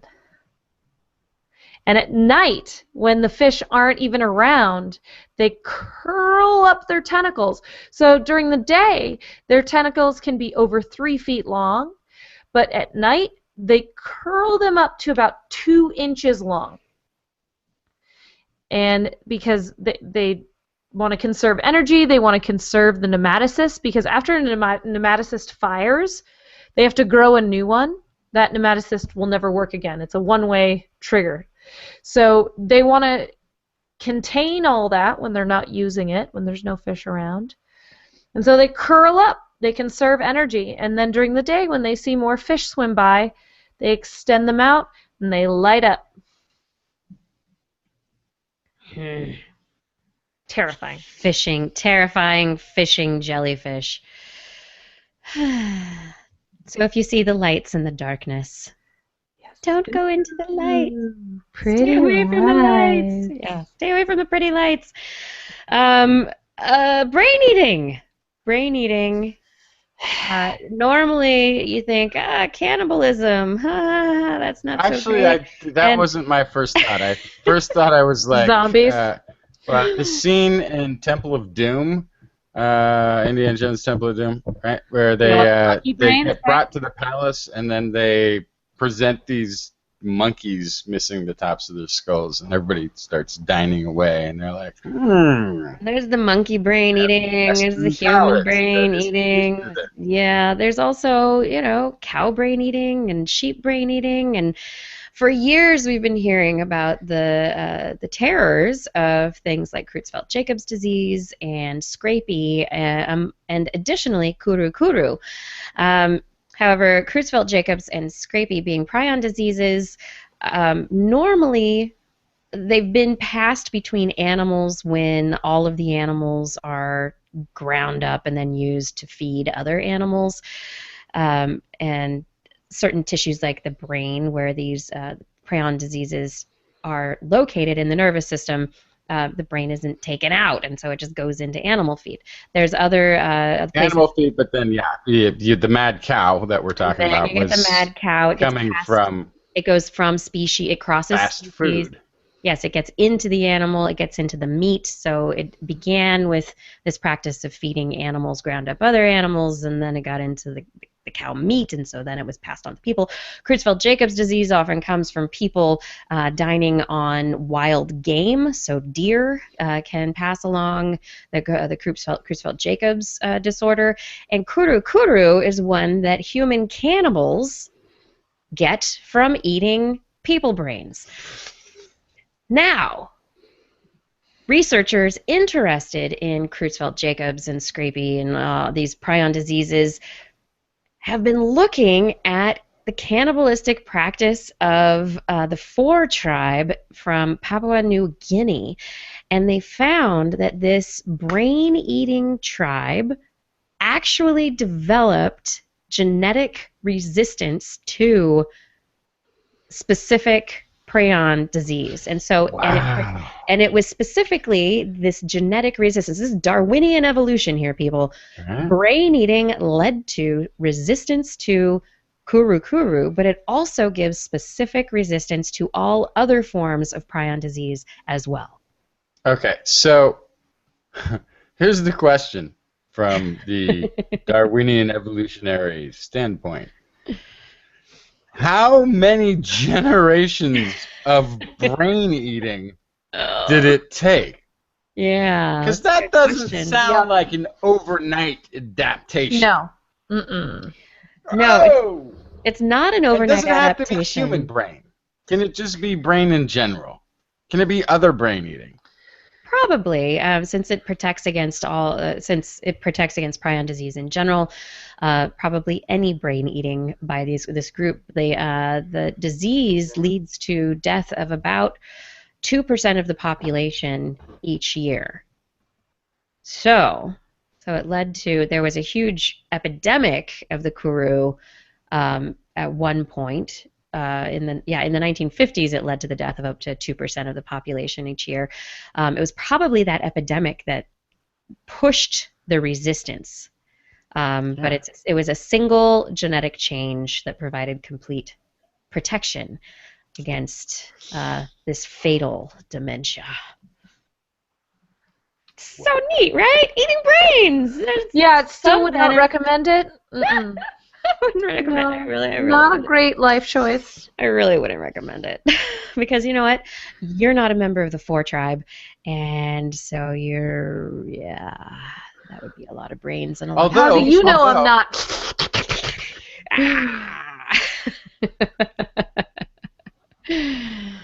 Oh my goodness. Oh my goodness. Other things this week, NASA shot a test up into the sky about 180,000 feet over the Pacific Ocean. It was launched with a giant balloon and rockets. Got it up to that 180,000 feet. It's a low-density supersonic decelerator. It's a saucer. Which they were also testing its giant parachute, and they're trying to get this parachute to land the saucer, the low-density supersonic decelerator, on Mars. But they need to get this giant parachute to deploy correctly 100% and to not blow apart on entry into the Martian atmosphere. And basically what happens is it seems to have deployed all the way, which is better than last year's test, but it got a little rip and then went and didn't work very well. So they learned stuff. NASA learned stuff, but they crashed in the ocean. Splash. Crash, splash. So it was partially successful. They need to do more testing. Hey, everybody, don't drink camel urine, okay? Are you oh. sure? Oh, now you... Too late. Too late. You guys, the World Health Organization is asking people, please do not drink camel urine because it might be spreading some terrible infections which sicken and kill people. Very not good, leading to the outbreak of Middle East respiratory syndrome. It could be spreading it. Yeah, according to the story in parts of the Middle East, drinking camel urine is not very uncommon. It's consumed for its potentially palliative properties. And the Prophet Muhammad is said to have informed his followers to drink camel urine to cure them of disease. Yeah, don't do that. There was a camel found in Canada. Well, Ice Age camel DNA, that is. Fossil analysis. Yeah. Wow. Yeah, Western Canada, Ice Age camel bones and Not DNA. something I would have expected. Not necessarily, and so hopefully this find will help researchers try and understand why camels went extinct 13,000 years ago over here in North America. Hmm. Yes, they were in Canada? They're in Canada. Yeah. And then also, in response to your Triceratops bone story earlier, there's a Hellboy dinosaur. Well, that's what they're calling it. It is like a Triceratops. It has a giant built-in crown. They're calling it Hellboy because it's got lots of spikies. It's called the Regaliceratops peterhuesii. It's a cousin to Triceratops. And yeah, looks kind of regal according to Smithsonian.com. Yeah, but it's big. It's a big one. 70 million year old fossil. Unexpected case of evolutionary convergence among horned dinosaurs. Very exciting. What was converging? The crown? Yes. The crown. It's converging, I believe. Have we? We talked a little bit. Yeah, last right here we talked a little bit about the CRISPR-Cas9 method for sort of Googling specific genes within the genome, going directly to them. 6 times more effective, apparently, than finding a specific gene than our pre-existing methods. And right now, we may be hearing a lot more studies. We've sort of telegraphed there's going to be a lot of talk with this CRISPR-Cas9 method for targeting genes. We may also be hearing a lot of studies in the future coming from zebrafish, because zebrafish are being CRISPR-Cas9 is being used on zebrafish to quickly and very systematically identify a gene, figure out what it does, knock it, because they'll knock it out and see what happens. Then find the next gene over and knock it out, see what happens. So they're going through a really rigorous act of knocking out specific genes throughout the zebrafish genome. Zebrafish is one of the fully understood or fully documented genomes out there, and apparently pretty easy, to work with in multi-generations. They'll come and go quickly. But they're going to be going through and knocking out specific genes, seeing the results. So this is kind of an interesting. Zebrafish may be the next sort of benchmark in gene function as we go forward. So let's keep our eyes and ears tuned to any new zebrafish genetic studies as they come up, because yeah. Awesome. I will be tuned. Everybody, thanks for tuning in to this episode of This Week in Science. We have hit the end of our show. Hour and a half. Woohoo! Go, kids, go. It is the time in which I say thank you to all of you who are supporting us on Patreon. Thank you to Kevin Donald Wesley Ballard, Kati, Sam Winzier, John Ratnaswamy, Steve DeBell, Gerald Sorrells, Greg Guthman, Dave Neighbor, Jason Dozier, Matthew Litwin, Eric Knapp, Andreas Oxstad, Jason Roberts, Patrick Cohn, Shane and Tara Ginsberg, Richard Onimus, Byron Lee, E.O. Bob Calder, Jared Lysette, Ed Dyer, Ulysses Adkins, Brian Condren, Jake Jones, Trainer84, Edvardus Rimkus, Nicholas Lai, Brian Hedrick, Cassie Lester, Chris Cross, Sarah Chavez, Stephen Soroyak, Layla Party, Paul D. Disney, Marshall Clark, Charlene Davidson, Henry, Don Kamarechka, Larry Garcia, Randy Mazuka, Tony Steele, Dave Friedel, Daryl Lambert, Kevin Parachan, Richard Bowersox, Rodney Lewis, Braxton Howard, Salgood Sam, Matt Sutter, Emma Grenier, Miranda McKenna, Philip Shane, James Dobson, Steve Goodwin, Kurt Larson, Stefan Insom, Michael George, Craig Landon, Russell Jensen, Mountain Sloth, Jim Drapeau, Darren Lute, Tara Payne, Alex Wilson, John H. Maloney, Jason Olds, James, Paul West, Ed Bennett, Thomas Mikinen, Alec Doty, Illuma Lama, Joe Wheeler, Dougal Campbell, TMRO, Miko Pakala, Craig Porter, Adam Mishkan, Aaron Luthen, Marjorie's, Paul Stanton, Scott Lajewski, David Simmerly, Tyler Harrison, Bed Rothig, Columbo Ahmed, and Gary Swinsberg. Thank you all for all of your support on Patreon. If you're interested in supporting us, you can find more information at patreon.com/thisweekinscience. Also remember that you can help us out simply by telling your friends about TWIS. It's so easy. And on next week's show, we'll be back once again, broadcasting live online, 8 p.m. Pacific time on twist.org/live, where you can watch and join the chat room like everybody here has. You guys, I love watching the chat room. But don't worry if you can't make it. You can find our past episodes on YouTube and also at twist.org. Thank you, everybody, for enjoying this show. TWIS is also available as a podcast. Just Google This Week in Science in your iTunes directory. Or if you have one of those mobile devices, you can look for TWIS for Droid in the Android marketplace or simply This Week in Science in anything Apple marketplacey. For more information on anything you've heard here today, show notes will be available on our website. That's www.twist.org. That's TWIS.org, where you can also make comments and start conversations with the hosts and other listeners. Or you can hit us up directly. Email Kirsten at thisweekinscience.com, Justin at twistminion@gmail.com, or Blair at blairbaz@twist.org. Just be sure to put TWIS, TWIS, somewhere in the subject line, or your email will be spam filtered into oblivion. You can also hit us up on the Twitter, where we are at TWIScience, at Dr. Kiki, at JacksonFly, and at Blair's Menagerie. We love your feedback. If there's a topic you would like us to cover or address, a suggestion for an interview, please let us know. We'll be back here next week, and we hope you'll join us again for some more great science news.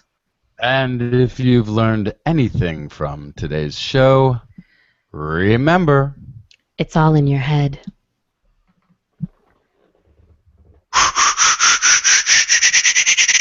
This week in science. This week in science.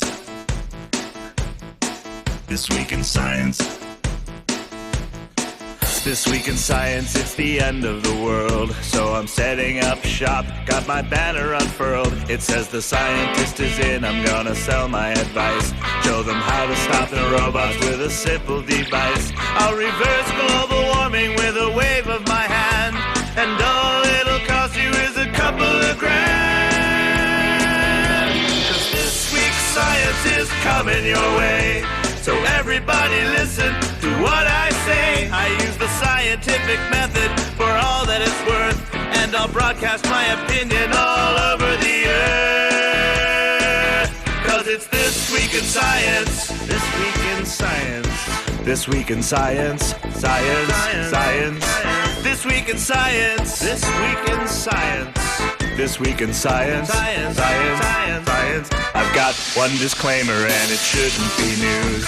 That what I say may not represent your views, but I've done the calculations and I've got a plan. If you listen to the science, you may just yet understand that we're not trying to threaten your philosophy. We're just trying to save the world from jeopardy. Jeopardy. Jeopardy. And This Week in Science is coming your way. So everybody listen to everything we say. And if you use our method instead of rolling a die, we may rid the world of toxoplasma gondii. 'Cause it's This Week in Science. This Week in Science. This Week in Science. Science. Science. Science. This Week in Science. This Week in Science. This Week in Science. Science. Science.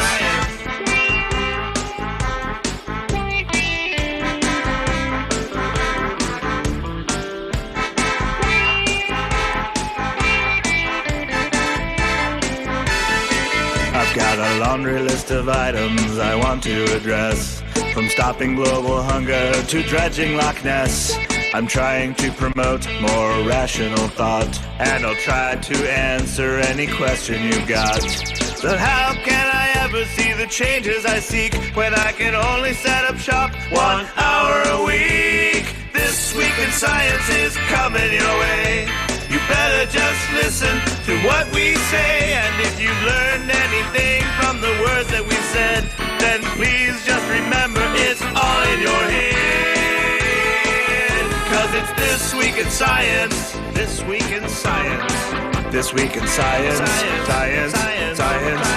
This Week in Science. This Week in Science. This Week in Science. Science. Science. This Week in Science.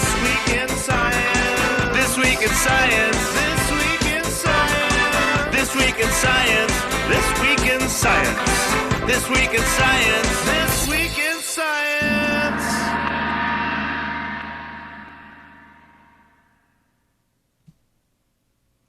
Ba-doop, ba-doop, ba-doop, ba-doop, ba-doop, ba-doop, ba-doop. It is the post show. Oh, the post show. It is the post show. It is the post show. The post show. It is the post show. Ba-doodly doodly doodly doo doo wop. I just made that up.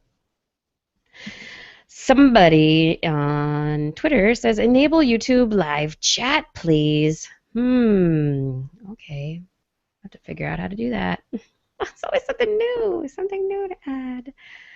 What do you mean YouTube live chat? Is there a YouTube live chat? It's Q&A. I know Q&A.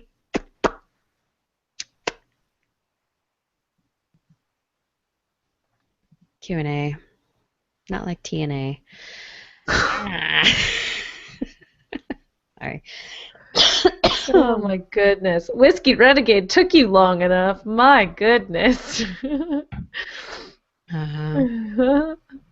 I said something about Justin being in Jurassic Park, and he was like, what? Justin's not in Jurassic Park. I don't know what you're talking about. Yeah. That's the ongoing joke. So if, who is it? Why is it? Is that the person in the chat room? Complaining concerned about our visuals. The visuals, I know. Tonight, for whatever, I don't know. I had trouble too, remember? Mine was all weird. I've had a hot spot on my forehead all night. Right there's this hot spot. I powdered and everything. My face is all red. I will say it's very hot in this room because there's no air conditioning and there's really no circulation. I can't have the fan on while doing the show. So part of the redness might just be redness in my face. Yeah, but my lighting's weird. The lighting, something's not quite right, and I was messing with it. I turned off another light, and I've been playing with it all night, and I apologize for the lighting. Well, apparently mine was bad, too. I don't know. Wait, what are you talking about? Yeah, and you looked sallow. I saw that tweet. I looked red. What? I looked red. I don't even know what that means. Do I need to start a fight? That means what happened? You have yellow. Wait, what happened? Wait, I missed something. It's sallow. It's yellow undertones, right? I look jaundiced. You look jaundiced. but does this? No. What did I look? Perfect. And everybody said you looked perfect. Oh well, yeah. Because people only really care about how the girls look. No. Oh, yeah, that's true. The girls, I said, right? I'm gonna get the lighting right one of these days. I might just have to I just have to change things in general. I've got my computer monitor with the camera. By the way, on a you just gave cover to Hunt's comments in referring to yourselves as girls. Just so you know. It was tongue-in-cheek, Justin. Just so you know. Oh! So let us not take this out of context and blow this up and report this in the room of journalists. And I laughed about it. It was taken out of context. It was just being tongue-in-cheek. I think you took your headphones off and walked away from me as I was like, ha ha ha, girls, and I made that joke. Oh, did you? Okay, no, you're right. I made that joke. I take it back. I had my headset. I was off air for a moment. Yes. Okay. I'm opening my package. Oh, you got a package. Okay. Are you guys excited? Here, I'll focus on you for a minute. What? Yeah, can you lock it on? Because I'm still talking, and so nobody will be able to see her if it's locked. Okay. So, no, it's still whoever's talking. Yay! Yeah, Gord is correct. This is technically more of an audio show. It's first and foremost an audio show, and us doing video, it is a bonus. Doing the video is fun. We like to see each other, and we like to see you guys. What is that? All Shallow Bay. Nice. Oh my goodness, I'm so... If I had my audio queued up, I could play it right now. You should I'm do it. so I don't jealous. have my mixer plugged in. Who sent that to you? I bought it. Oh, you bought it for yourself. Oh. Yes. I'm totally wearing the store tomorrow. I'm just going to have to wear a collared shirt over it so it's still like business casual or whatever. But So I'm jealous. wearing this tomorrow. Yeah, I would too. Be Kidwell, you're right. Ultimately, it's a budget show without an actual studio. Look how enormous the frog is. I thought it would be smaller. The audio. Like as big as my head. No. Kiki, it's not a budget show without a studio. That's the wrong way to look at it. The way to look at it is it's a show with so much quality content, we don't need production value. Yeah. Okay, Yeah, hold it's on. not- Can we it's talk not about something serious for a second? After I do the show open one more time because Identity 4 is still recording as far as I know. So we were gonna do t-shirt unboxing. That was awesome. I'm not disclaimering again, am I? You're not disclaimering it. Just cut off the very beginning of the show. So I just have to record the very beginning. Blair, are you happy that he's not disclaimering again? Yeah. What the heck? Whoa! Oh, that's all right. Relax, Justin. Poking fun. No big deal. NBD. See, men get emotional when they're in science. They just cry all the time. I have explained Don't take it personally, man. that I was actually surprised working in a orthopedic research lab at the UCLA campus as a teenager as my summer job. I was actually somewhat impressed, I suppose, because of the age I was, how much testosterone there was in the lab. And it wasn't it was partly there were jabs going back and forth about who was doing what research in the other and how it was turning out and who was good at working with doing the surgery thing, who was good at it. But there was some random moment where we had to leave the lab and go and deconstruct a bookcase. And the violent method in which this bookcase was deconstructed and being removed from a facility so we could put other equipment there. I can't remember exactly. That was I was like, they're going at this like it's a competition. Who can splinter the most wood? Is it a lab or a locker room? You decide. It sort of was. It was this is cool. These guys are all aggro and fierce in their scientific role as professors. Scientificking. All right, I'm going to do the show open in 3, 2. This is TWIS. This Week in Science, episode number 518, recorded on Wednesday, June 10th, 2015. Making your brain tasty. I think that's all I had to do. Jar is good. Identity 4. Jar. Yeah. I get hungry too, Identity 4. Yeah, my fan, it's not a ceiling fan. It doesn't just go whop, whop, whop, whop, whop, like that. It goes, it's this big fan, this loud fan upstairs. Got it. Kill the week. Did we do it? There's some talk about There must be a audio delay. levels. I have to apologize because I'm sure I'm blaringly loud. Not that Blair is very loud. Thumbs up. But currently I do have to adjust my setup. I got to go tweak it. I got to play with it because currently I'm in the scenario of being able to hear Blair and Kirsten through the headset, but not myself. Oh, that's problematic. It is problematic, and it was one of the benefits of the studio when we were at a radio station is that it was in my headphones as well, so I could sort of tell my audio levels. That's true. I can't hear myself either. You can't? Yeah. No. Yeah, and there was a way when... You need a mix minus. You got to get the mix back to you, or you need to be listening to it from a different output. Currently, my output is... there was a way I had it set up where I was on the output of the mixer, but I've got the wrong adapter, so it was in mono, so it was annoying. Okay, I'm pretty sure I could hear it when I was using the mixer. I'm just not using the mixer every week because it's unnecessary. Right. And I'm using the mixer but I don't have my audio coming from the mixer, so I have no idea what's going on. I just see a bunch of lights lighting up on this mixer board. I could be, again, Blair-ingly loud right now.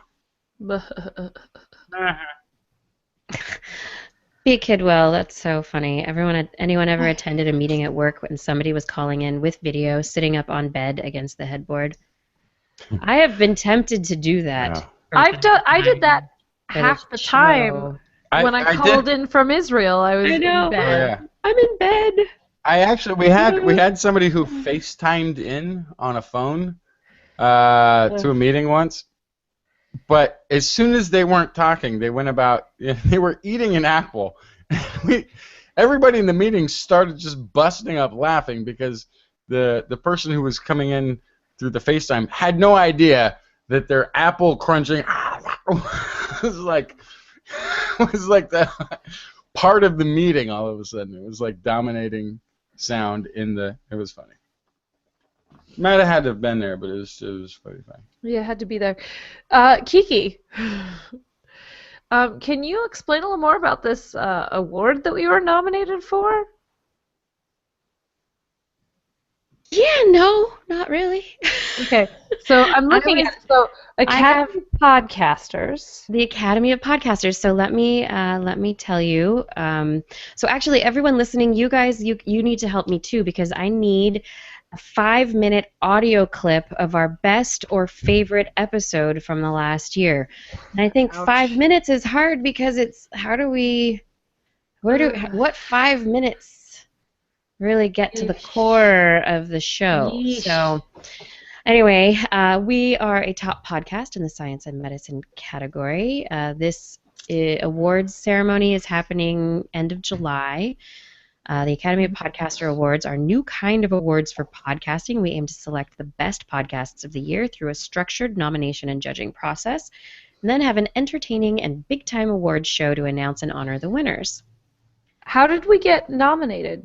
Because we're Someone the else only did people it? in the category. No, we are not the only other people in the category. Nominees, let's see. I don't know. So this is through, presented by Stitcher. So I have put us in Stitcher, so maybe that has something to do with it. Okay. Although I don't update us all the time, so I need to do that. So winners of the awards, how are the awards winners chosen? But what about nominees? 10 podcasts will be nominated as finalists in every category, selected as 5 podcasts automatically qualifying by being the top 5 eligible podcasts in their respective category inside Stitcher for the voting year. 5 podcasts will be nominated by a combination of input from the Academy, the board, and other podcast rating services. This will be specifically to not leave out under-the-radar podcasts or those that, for whatever reason, are not on Stitcher. And then finally, 1 winner will be chosen from the 10 finalists through a multi-judge voting process. Each category will be assigned 5 unique judges who are members of the Academy. Judges will not have any affiliation with the podcasts in their category, nor will they have a podcast of their own in that category. The voting members of the Academy will be made public. The judges assigned to each category will not be, so no payola.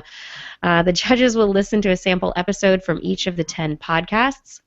Sample episodes will be submitted by the nominated show themselves or chosen at random if they choose not to submit a specific episode. And in the email I received that if we do not send the 5-minute audio clip of our best or favorite, they will take the first 5 minutes of our most recent show. Ooh. Well, 2 minutes of that is intro, so that's not going to be very good. I know. The judges will then Actually, I think that might be our best chance. It could be great, yeah. The judges will then score each podcast from 1 to 10 in a number of different criteria and determine their total score for each podcast. The judges' scores are tallied, and the top scoring podcast declared winner. The board will be the only ones who know the winners. A good identity for traumatic insemination story was pretty wicked on it. There's been lots of them. Yeah, we're a finalist. So nominations period was May 1st to May 31st. We were nominated, and I got a Nice. Do we know which an way we email were last- nominated? Does it say? Does it matter? Nope. Doesn't say we were nominated. I don't know Okay. whether it was. I don't know how we're doing in Stitcher. I should Okay. actually pay attention to that. So one of my favorite traumatic insemination stories, I think, was right around either the end of last year or the beginning of this year. But it was the sea slugs that like basically 69 themselves and then stab each other in the face with their male copulatory organ. Stab each other in the face. I remember that one. That was one of my favorites.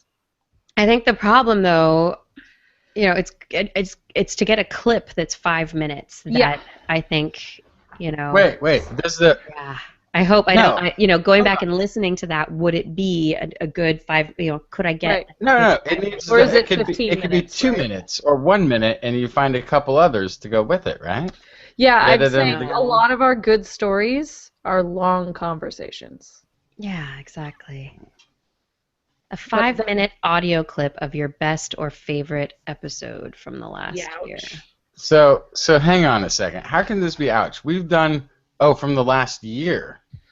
What about Because then we part only of our have New York show? I feel like our New York show is really good. we only have 50 hours to choose from of shows in the last year or so. Like, So how I'd come we say not? The New York show was good, but I don't. the audio was not great. Is that it? I don't know if the audio was that great. Yeah, strengths. It will be my disclaimer if they don't edit it down. So I still feel pretty strong. I feel like we got a bit. I know it'll be What? Jackson Fly's disclaimer. What? Jackson Fly, you got a good Unless disclaimer. it's the one where I screwed up Boston and Baltimore, in which case we're done. That's like getting on which one of those shows is it? What's the cut with the show the cooking show where you get cut each chopped. If it's chopped, it's like leaving an ingredient out of the dish by saying the wrong city in the intro. Oh, Gord is saying maybe the end of the year wrap up when we do the review of the different stories. The segments Yeah. are shorter. That's a good idea. That is a good idea. I like that. Yeah. And then that's at least we could get a couple things in there. Mm-hmm. Like one from each of us, maybe. Bam, bam, bam. Right? That. I don't know. Choosing just one 5-minute clip, it makes me so nervous. I'm I like, know. So here's something else. I went to this website and I saw that the awards are on Friday, July 31st. Now, I'm planning on flying from Atlanta to San Francisco that evening. Okay. And You're gonna Texas is stop in in- the middle. You're going to stop in Texas? It's tempting now. Could you go? Fort Worth? I don't see. I mean, how far is it from an airport?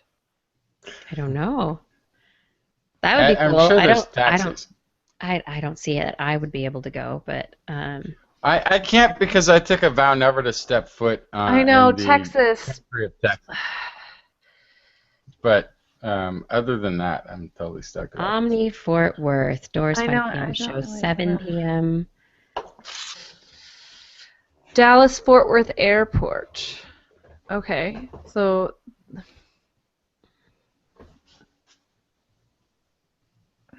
all right.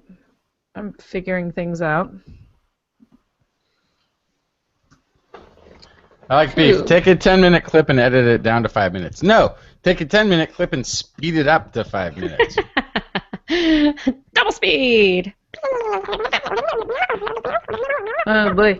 It's only 8 minutes away by car from the Dallas airport. There you go. Hmm. Accepting the award on behalf of Blair Bazarich is No. Blair Bazarich.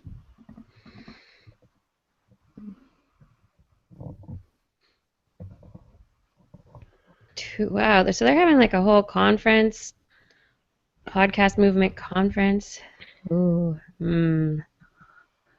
Oh, it's 30 minutes by car. I lied. 30 So- minutes by car. Oh, accepting the award as Hypnotoad would be very cool. I'm just wondering, I was looking at some flights that had layovers in Texas, but I don't know if it was that airport. Well, Blair, let's win the award first, and then worry about collecting the prize. Okay? We won't know beforehand.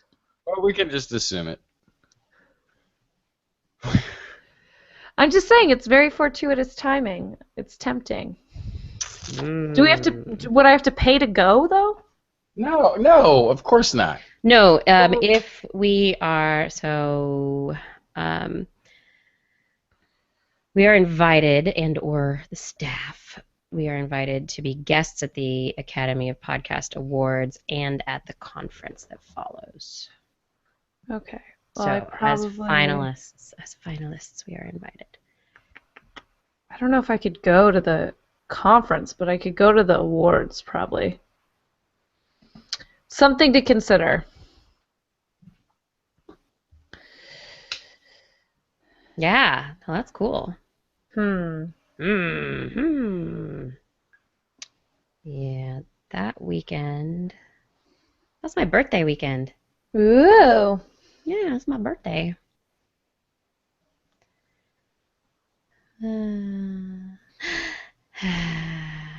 Yeah, so other people, if you have not read the list, Brain Science Podcast. That's a very good podcast with Ginger, the host. She's great. Brain Stuff, Medical School HQ, Scientific American Podcast, 60 Second Science, Skepticality, Star Tuck, Stuff to Blow Your Mind, The Naked Scientists, This Week in Science, and You Are Not So Smart.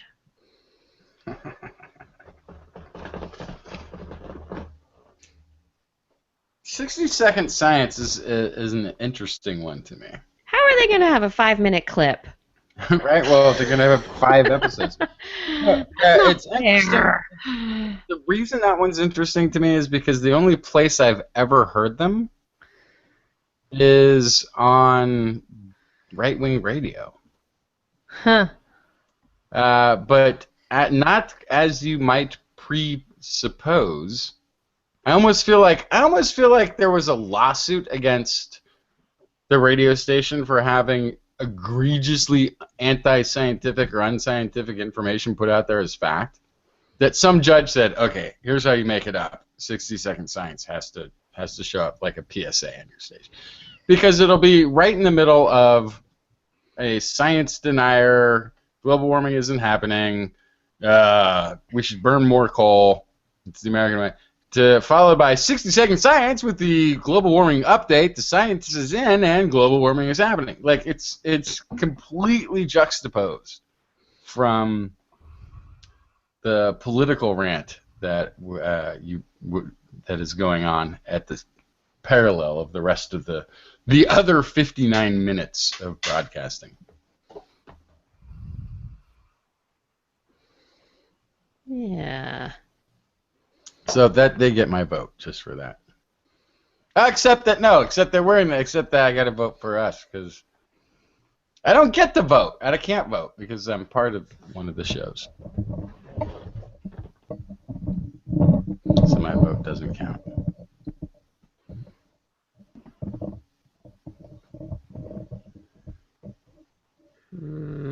Is there a pendulum behind you? No, that looks like a metronome, not a pendulum.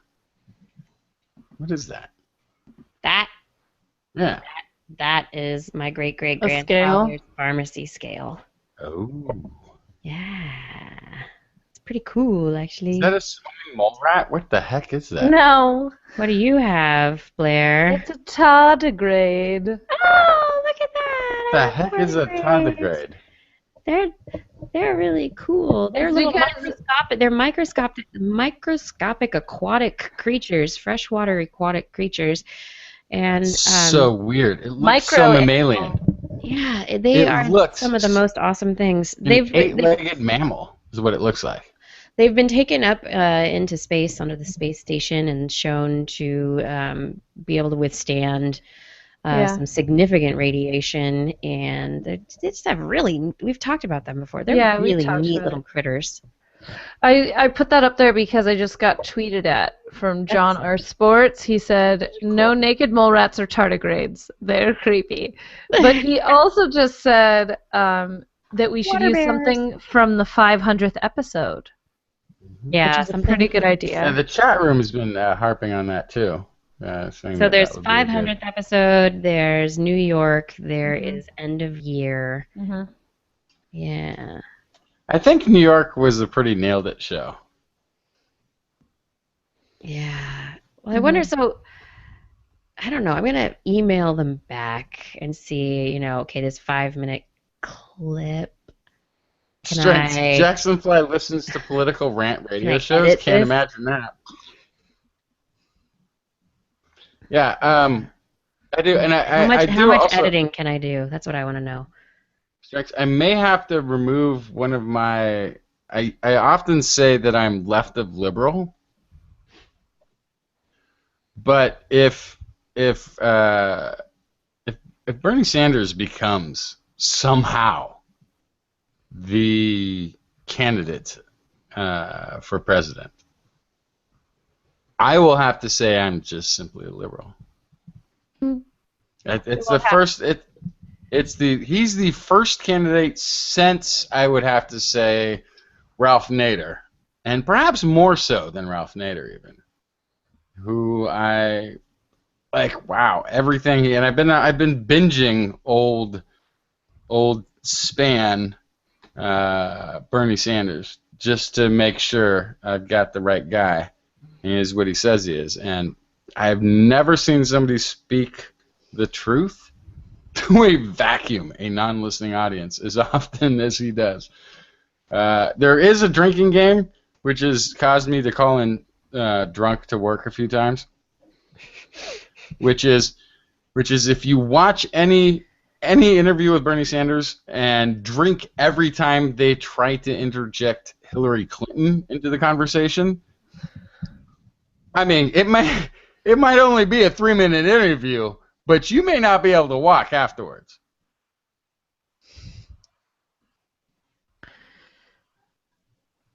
But I'm going to. It's a pretty fun drinking game. It is. It is. Just thinking about that. So what do you think of Hillary Clinton? What do you think about Hillary? Blah, What do you blah, think? Hillary Clinton. I'm just to Hillary Clinton. It's like I you know what? And meanwhile, Bernie Sanders is like, well, let me tell you about my thoughts on banking. Well, What do you of the think problem with Hillary Bernie- would say about that? Probably part of the problem with Bernie is that he also will pretty much answer any question. I mean, he has started to hit this apex where he's learned how to deflect the Hillary Clinton question. But you can ask him almost anything, and he'll start by deflection. He's like, well, you'd really have to ask them.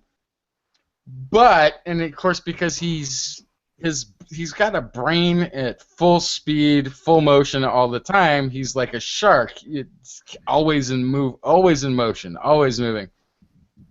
He still somewhat answers that question every time. Definitely left of libertarian, left of liberal, left of libertarian. The thing that I like to shake people up with is to say that I'm in a pretty much run-of-the-mill Ayn Rand liberal, and the libertarians don't like it, and the liberals don't like it. But Ayn Rand is my kind of liberal. Just call yourself a socialist. Just call Ayn yourself No, a see, socialist. this Are you is the kidding? thing. This is the thing. This Are you is the tag that you're going to also hear. You're going to hear Bernie Sanders tagged as a socialist. There's nothing wrong with that. No, but it's not true. Not being pro-monopoly, not being pro-oligarchy, does not default automatically to the socialist category. Not wanting 99% of our wealth in this nation to be in the hands, 90% of the wealth in this nation to be in the hands of 0.1% of the population does not make you a socialist. This was the model of capitalism that. Okay, but the word monopoly. I know we're getting political. The word monopoly What's going is on an here? American creation to help preserve something we wanted to break up to help preserve capitalism. Ayn Rand Ayn said Rand some is- stuff that was so far right. Like Ayn what? Rand, yeah, Ayn Rand is not okay. Like talking about that poor people deserve to be poor. That's something that that Wait, Ayn Rand was no, all about. no, she didn't. No, Yes, it's not. She has. That's what the libertarian conservative agenda would like to No, believe. quotes. Which is why. Read I know. stuff that she wrote. That's what she said. It isn't. She had almost complete straw arguments as illustrating her philosophy through it. One of my favorites is Paul Rand, when he said his political future was really formed when he read Ayn Rand's Atlas Shrugged, and Ayn Rand became for him the philosopher that forged his right-wing political beliefs. Problem is, she's so the Christian ethicist, morality first, Christian nation, Paul Ryan, excuse me. Part of the problem is you're talking about a Russian atheist who was anti-war and pro-gay rights as being the touchstone for your philosophy. I mean, these people have the right wing or even the libertarians who grasp onto Ayn Rand have no idea what was actually in those books. And a lot of what's talked about in terms of especially Atlas Shrugged is the dangers of crony capitalism, which is capitalism with political strings so that the capitalism is allowed a political legal stance separate from the competition thing, which is what you see when you see deregulation for specific industries and not others, and when you see, And granted, she was coming from a really oppressive socialist, communistic country, so was railing against them. Well, it wasn't fascism there. Fascism requires it to be Catholicism. Catholicism and fascism are the same word. You only see fascism where Catholicism is looking for an advantage.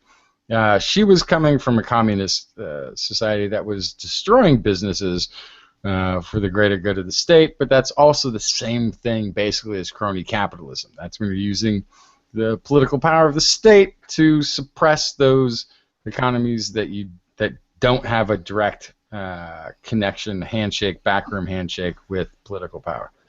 But Hey Justin, our podcast isn't in the news and politics section of the awards, just so you know. No, not Rand Paul Fada. I did actually mean Paul Ryan is who I was trying to talk about. Paul Ryan is the one that said Ayn Rand was his political touchstone. Rand Paul had no choice. He was named Rand because his father was, and so it doesn't matter. Did I lose? Oh, sheesh, I lost the Catholics in the audience. I'm sorry. I'm sorry to the one. Okay, Ben, I'm sorry. I do apologize for if you were offended, but truthfully, if you look back through pretty much any fascist regime throughout history, there's a very strong. All right, Catholic let's.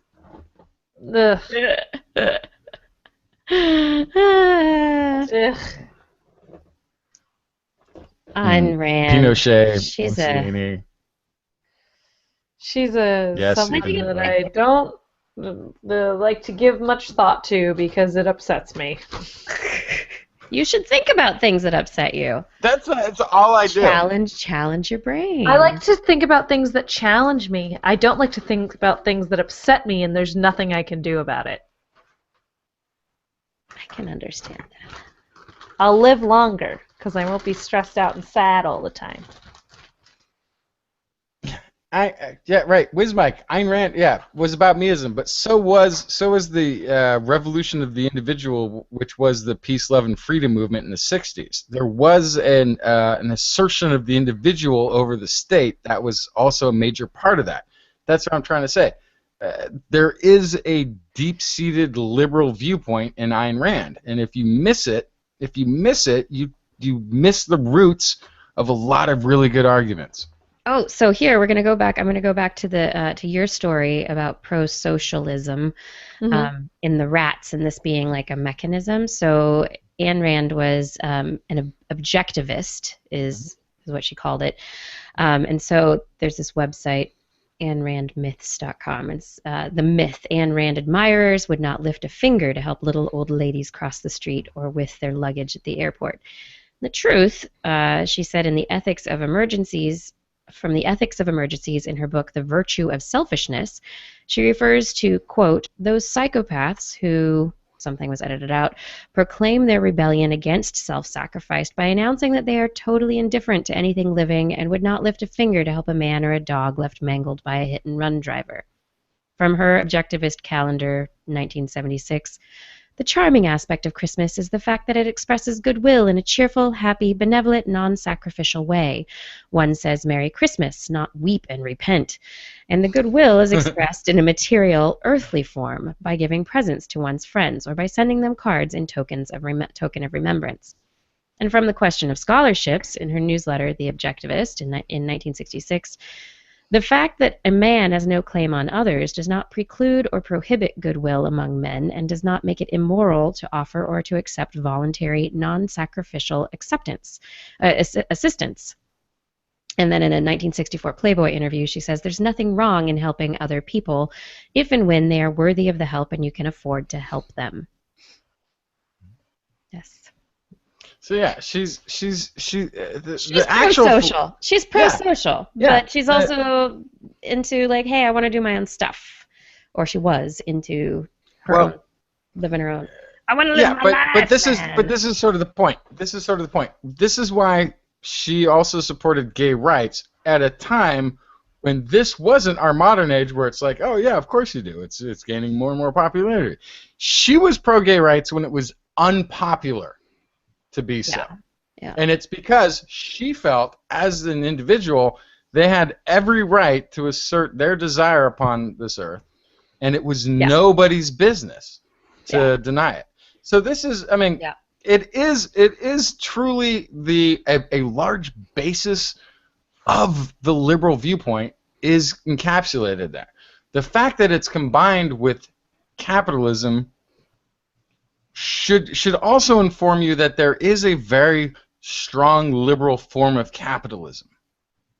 And those who seek to pervert that message or misunderstand it because they couldn't see beyond what they wanted to hear don't understand capitalism. And again, this is why she would have been railing against oligarchy in this country. The Citizens United is corporate crony capitalism at its height of insidiousness. So, yeah, there is a combination of Ayn Rand and the Civil Rights Movement and the Peace, Love, and 60s movement. No, see, Fada, again, in the 60s, also against most of what Ayn Rand theorized. No. This is part of the movement, is a goodwill. It's also, though, there's an element of... So there's a difference between what she was pro-social and of course you're going to help other people if you can and you're in the right place to be able to do it. People are going to help people unless you're a psychopath, right? Yeah. But in the belief system in which she operated, the common good was not something that she was necessarily interested in because that would have been entitlement of state. That would have been the common good comes from taking money from individuals that they could be using for themselves to better their own lives, and takes it to the state to be redistributed in the form of support. Well, you could read it. Wait. You could read into it that way, and that is or you could read into it. That's that. The common good is liberal. Not necessarily, because you can read it that way, or you can read it the way I do. Objectivist is just not anarchist. Wait, as denying white privilege or some sort of entitled right to ownership, like that. So you can read it a certain way, but you can also listen to interviews where she spoke from her own beliefs, and she says things watch this. that are very counterintuitive to what you're saying. Go back, Blair, and look at the Donahue interviews, okay? Where he's coming from this misunderstood at the beginning approach of asking her questions, only to find she's left to him. She's left to freaking the Donahue talk show. She's openly atheist. She's openly pro-gay. She's openly, belief in education. These are elements but that doesn't mean that on the whole just based on a couple of things. Like, there are lots of people that I agree with based on a couple of things, but that doesn't mean that on the whole it's someone... I challenge you to find an interview where she said something you completely disagree with. Oh, every interview I've seen of her has stuff Really? that I completely disagree Really? with. Yep. Wow. Mhm. I have yet to. Yep. I have yet to. And you know what? What is so fascinating about all this is that we can come together and talk about science and enjoy conversations and have completely different views on these things. It's great. It's great. And Justin froze. Or am I the one who froze? Blair's going wonky too. Google does not like us talking about Ayn Rand. Thought provoking for people on all sides of, whatever. Right. Oh yeah. Thinking whatever different direction. And Ayn Rand's environmental message can be pulled from the economic message. It's the highest principle of mankind to produce more than you consume. Is that not the cornerstone of the environmental movement? To produce more than we consume. Efficiency, sustainability, possibly, Yeah, but absolutely. But sustainability is a huge portion of it. Yeah, but it would have to be. I mean, the environmental movement is not only producing more than you consume, but doing it in a way that is not damaging to the environment that we all share. Right, but in a sense, not taking resources at all costs? Right, could you not boil that down to producing more than we consume, in the sense that we need to? Not necessarily. If we're consuming more. Yeah, if we're destroying our environment more than we're producing results, it just doesn't make sense. Producing what?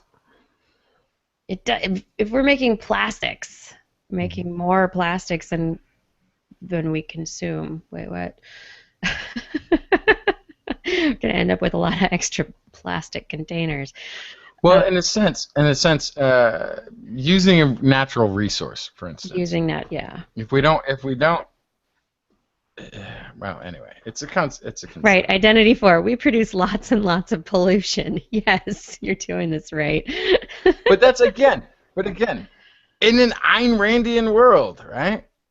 That pollution that you produce is put upon others, and if your mission is not to if your mission is to produce more than you consume, that's more production. You're producing pollution on top of the product. So you have to produce less pollution than you produce product, right? Yeah. It's because as an individual, if you're putting something upon others, right? Uh-oh. Something fell. Well, yeah, no. I don't think boiling it down to produce more than you can consume is. I don't think that's appropriate. I don't think it's appropriate at all it is one part of doing production so you don't use as many resources in the production of goods for the public or in the production of energy for the public.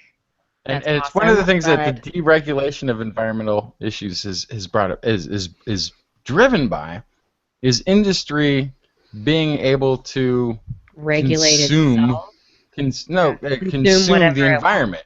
Yeah. Consume the environment at other people's expense. And one of the a true objectivist viewpoint is that you have to do for yourself within yourself through your skills, through your abilities, through your ingenuity, and not put upon others the task of having to do work for you for no benefit of their own, because they should have. So if you're producing pollution that's creating a cost to others, that's not truly an objectivist perfection. I can see that.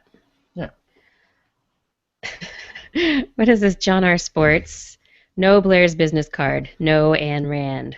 I don't understand what that means at all. No Blair's business card? Oh wait, I'm gonna get denied business cards for disagreeing with Blair. Is that the threat that's being lobbied? Funny. Here, I had some of yours, Justin. Ooh, let me see one. I haven't seen one yet. Justin has business cards. I always have business cards. From the. I just don't Hold on, always that have has them your from the personal show. phone number. I won't put it on there. Well done. That's the back of my card too. Yeah, but this I one like says Justin Jackson, the voice of reason. Ish. Oh, that's nice. That's See? right. The voice of reason. That's good. I just used our lower thirds. That's perfect. Yeah, it's great. That's my bright idea.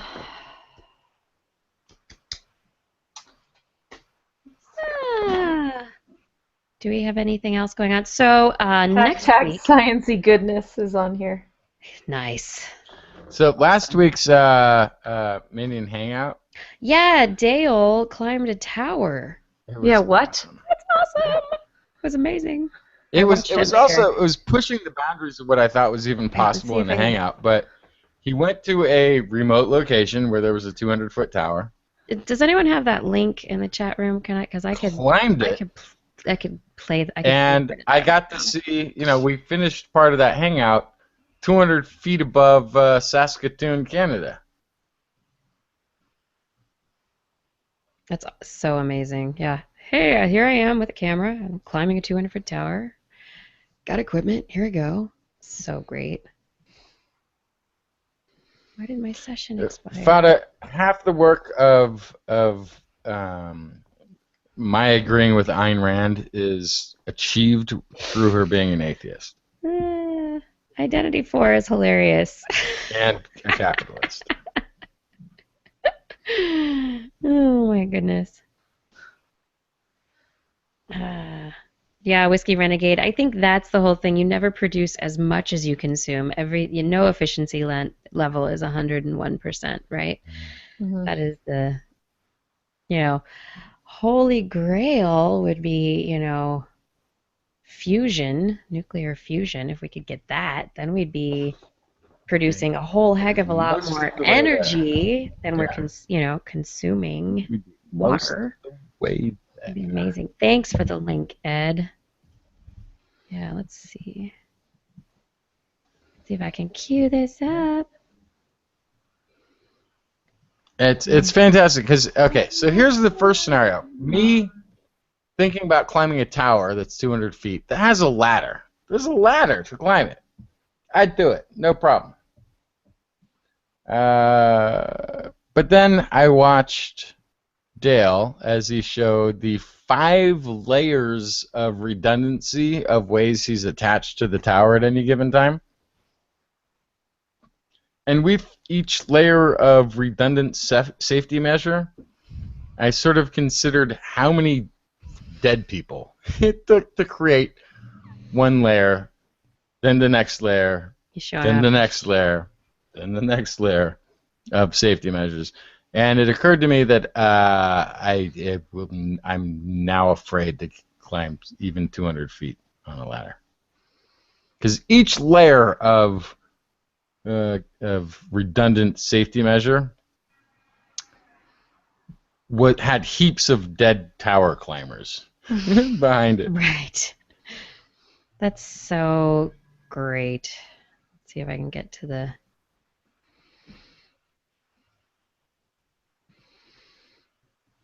Let's see if I can get to a part. Okay, so here's a part where he's actually starting his climb. And he's going to have to go audio only, put us in the back pocket, but that butt undialed us, I think, at some point. It undialed. For at the base, or part of the way up. But then we caught him again at the top.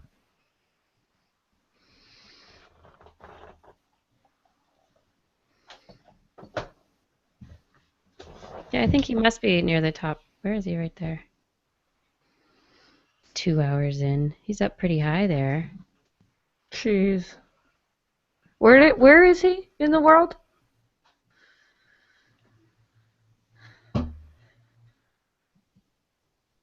Nobody knows.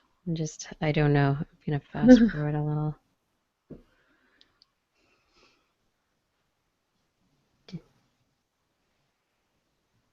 Yeah, I'm scrolling forward and not seeing him.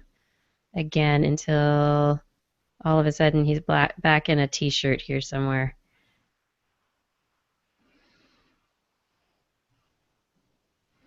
Amazing.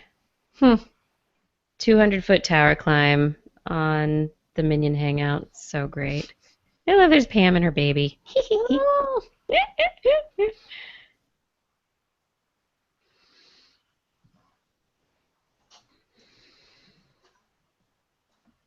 That's awesome. What a great interview. How fun. That's so fun. Was that planned for a long time in advance? He's not there. No, Justin's not there. Ed would know. Was it? He lives in Saskatoon, Canada. Yeah. Oh. Ed says he demonstrated and explained his climbing gear at 59:15. Started the climb at 1:37. And then broadcast from the tower at 1:50. So it 1:50. only took him 13 minutes to climb 200 feet. I guess that makes sense. Yeah. That's awesome. Yeah.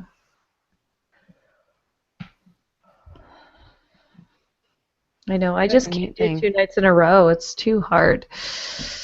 I know. Yeah. It's This not is just my Monday too. Yeah. Back at work.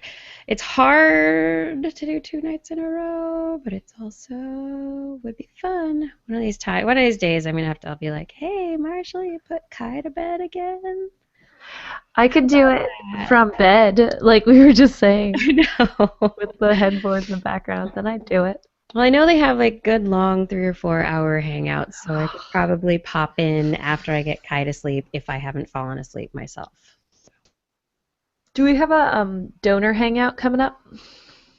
Ah, crud. Yes, I have to do that. Thank you for reminding me. I need to send out an email and schedule that. Yes. Yes. I was like, yes, I'll do that last month, and then I totally airheaded it. So yes, we have to do at least one, if not more. So Right. So I could do it after the show, or after 6 on another day. I would just need to know ahead of time. Okay. Or any time on a Monday or Tuesday. Good night, Fada. Thanks for watching. Okay, after 6 on another night. Yeah. Okay. Or during the day on a Monday or Tuesday. Or during the day on Monday or Tuesday. On a real Monday or Tuesday. Yes. Yes. Actual Monday or Tuesday.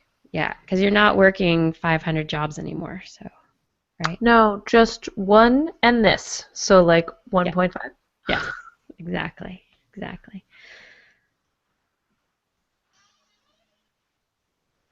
All right. Where's Justin? I don't know. I'm One ready guess. to go. I'm ready to too. go. I'm going to go downstairs.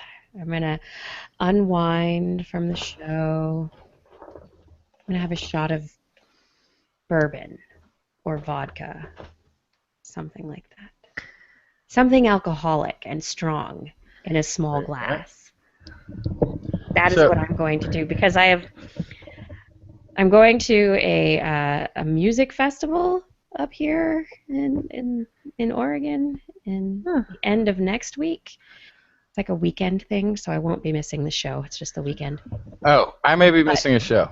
Okay. When? Just make sure you let us know. Ooh, Okay, this could be a time to get another guest host. Awesome. You got to give me plenty of warning. I'm about to give you 2 weeks-ish warning. The Oh, don't 24th tell of me. this month. Okay. 24th of this The month 24th. Okay.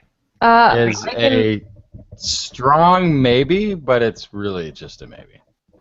Okay, so let me know next week if it's become a stronger maybe. No, and I then we'll won't actually. know. So here's the deal.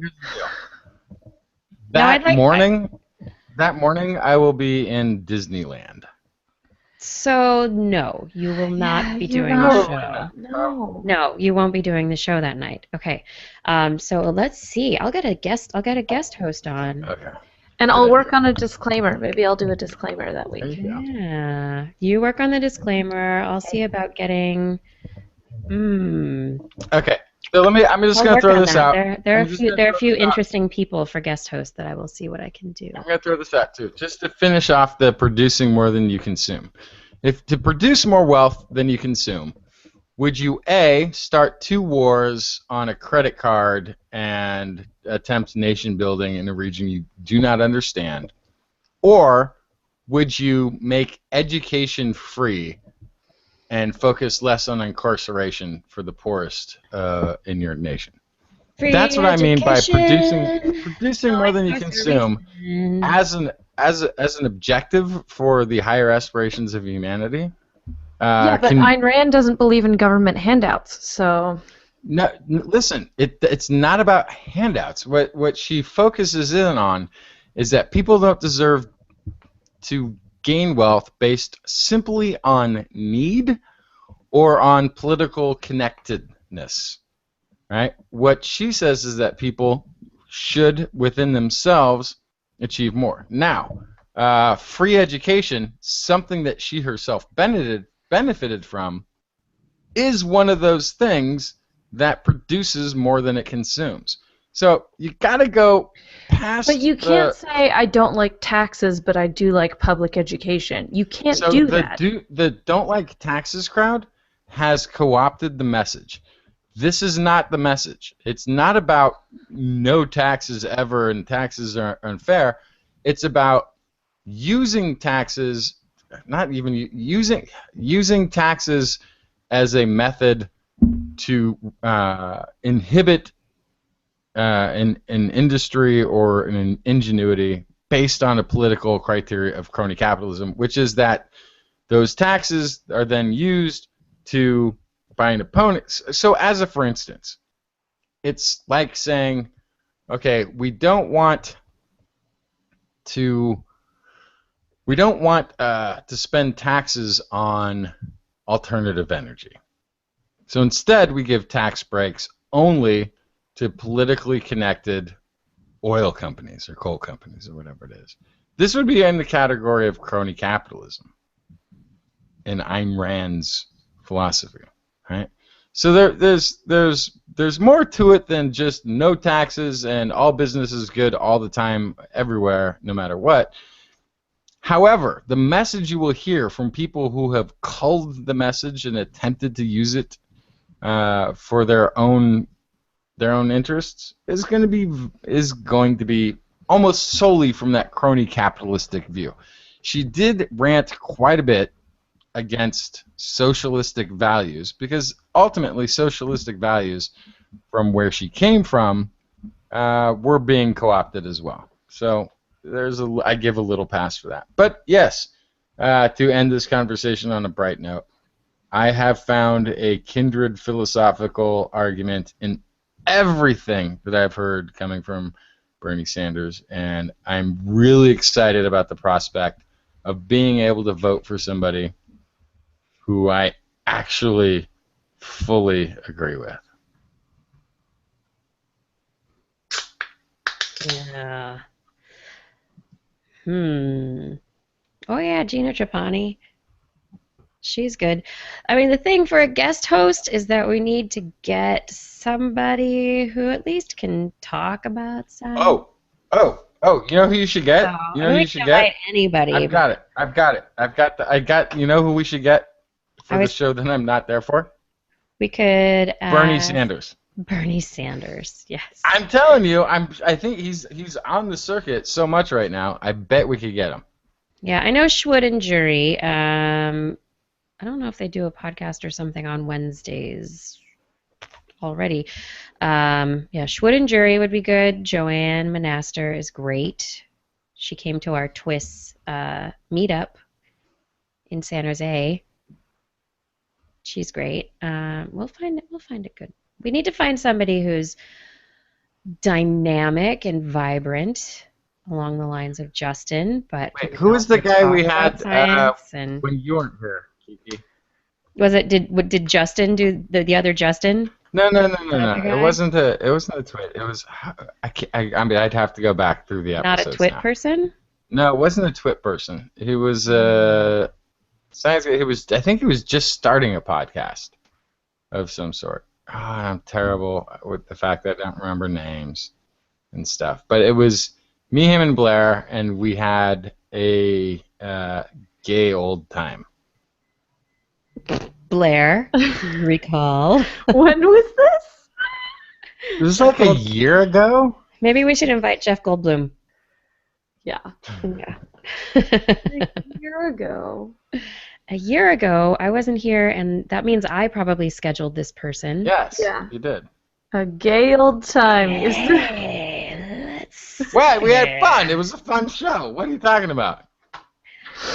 We had fun. It was a good show. No, I'm not like making any disparaging comments about. I Yes, just, you are.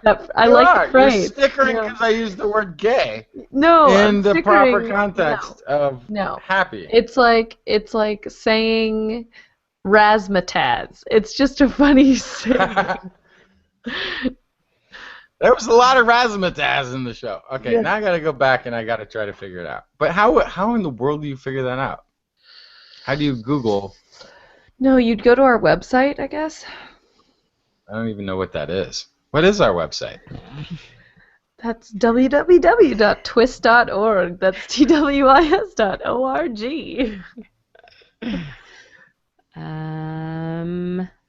You're not talking about Tom Merritt, are you? No. You know all no. the twit people, so. Yeah, no, this was like a one-off episode, and he was great. His stories were on target. He knew other people's stories, and So WizMike is saying it was Scott Lewis, but I don't think that's it's who you're not Scott. talking about. Scott's good, but that's not. Yeah. He's been Scott on the could- show. Yeah, he definitely did fill in for Kiki once when she was missing, but I know you know who that is, so it's not Yeah.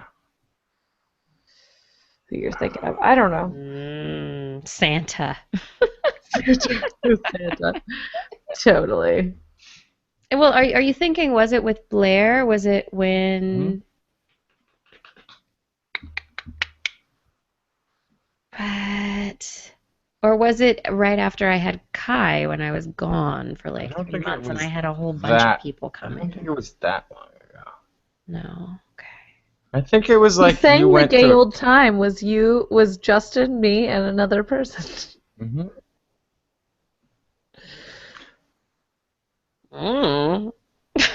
Who did I schedule? And when we discover who it was, we'll be like, oh yeah. Okay, wait. Phil, was it Phil Plait? The bad astronomer? Or Wow, how am I back? I'm all the way back in 2008. Yeah, When don't did we go back last that far. update our? Where did you go? Yeah, what are you? I ended up way back. How? Okay, because I was trying to go back like a year, so I went back to 52 things, but there's more than one episode per thing. Mm-hmm. Lately, I've been getting emails from people in French. Bonjour, j'espère que je ne te dérange pas. Où te trouves-tu actuellement? Je suis en voyage hors du pays. Pourrais-tu m'aider à régler un sursis urgent? So I'm pretty sure it was in my current studio, so it has to be in the last 2 years. Or last year even. Gosh. Yes. Host. No, that's not popping anything up. Chris, is it somebody I know? Who would it be? Arg. Oh yeah, Erez contacted me about STEM Fest in New York City next year. Do we want to do it again? Yeah. Yeah, I told him that we did want to do it again. He got back to me and asked if, was it Sama? Yes. Sama. Yes. Yeah, he's Sama. great. Sama, yes. Sama was awesome on the show. Got it. That's who I'm thinking of. Sama, that's who it was. Mm-hmm. I wanted to ask, pretty soon now, it and might then- be to join. What? Wait, Say again? you froze in the middle of your. My computer won't let me Google and talk at the same time. So it might be too late for us to even try to go, but the LA Podcast Festival is I think it's in September. Oh, cool. It's my understanding is it's kind of a big deal. And also the New York Everything in Podcast, LA. New York Right. Podcast Festival apparently happened the week before we went to New York, or 2 weeks before. It was like right around. Of course it did. We'll have to figure that. So Erez was asking if what the possibility of being able to do it in March might be.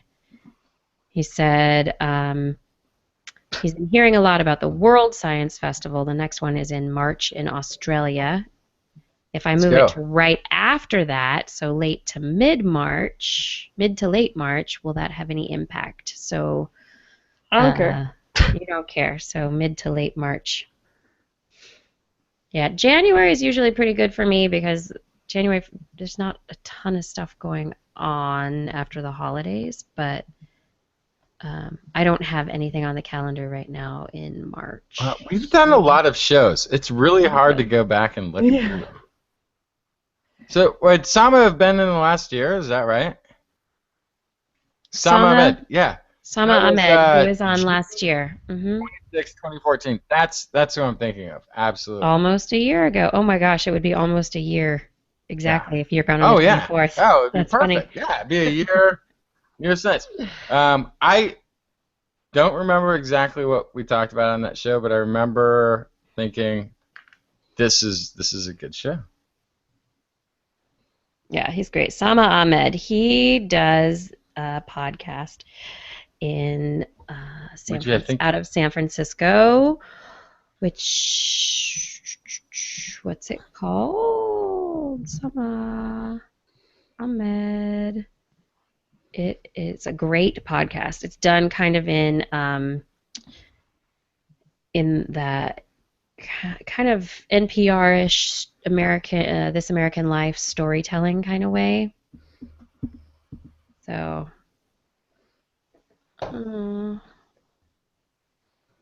Carry the One Radio. That's what it's called. Carry the One Radio. It's a great, great podcast. He's talented, the man. Intelligent and talented. LA Podfest. LA Podfest. So, let's see.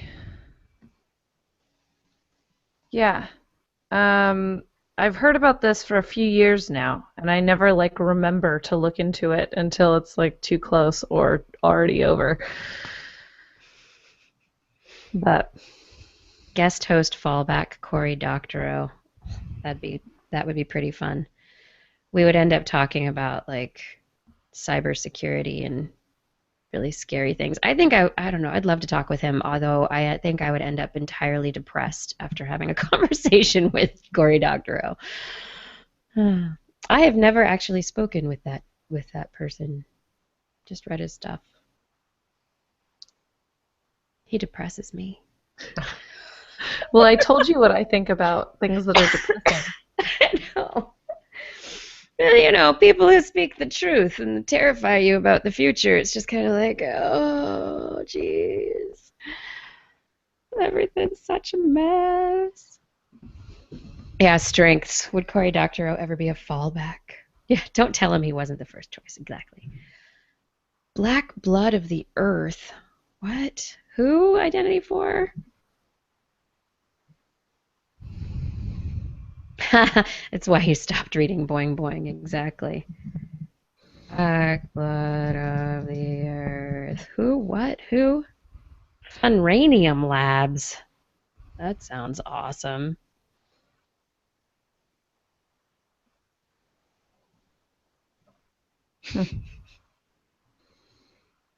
Yeah, I don't know how to reach out to the LA Podfest to see, because they still they haven't set their lineups. They haven't. Okay. So I know how we can get in. One Yeah. of you, and I'm not. It doesn't matter to me which way the other. One of you has to sleep with Mark Maron. I think that. He's not even on the board. No. But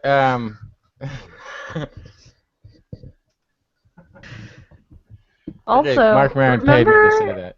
remember how this episode started? Do you remember? No, I don't. About women and Yeah. science? Yeah. What about women in science? I don't Anyway. understand. Anyway, I will start incessantly tweeting at them if we want to try to go. It's just LA. Yeah. It's Just easy. LA. Yeah. That'd be Should I fun. try? No, you can't bring any beer on the show until I've read his book all the way through, and I'm here. Oh my gosh, one of the people. Oh wait, no, he's based in Los Angeles. Never mind. Who? Andy Wood. I'm looking Uh-huh. at his thing. It says he's the co-director and co-founder of Portland's Bridgetown Comedy Festival. Yeah, and then He's he's in LA. also he also is on a show called Probably Science. Yeah, probably science. 3 professional comedians and incompetent scientists take you through This Week in Science incompetently. Hey. They're analyzing our show like a mystery This Week in Science Theater 3000. That's pretty cool. We should ask them that on Twitter. What? You stole our MO? What do you mean? We should probably tweet at them as This Week in Science, and probably not just me, right? Yeah, I don't know. I'm gonna message them. Yeah, how about some actually science? Probably science. How do I message someone? I don't even know how to do this. The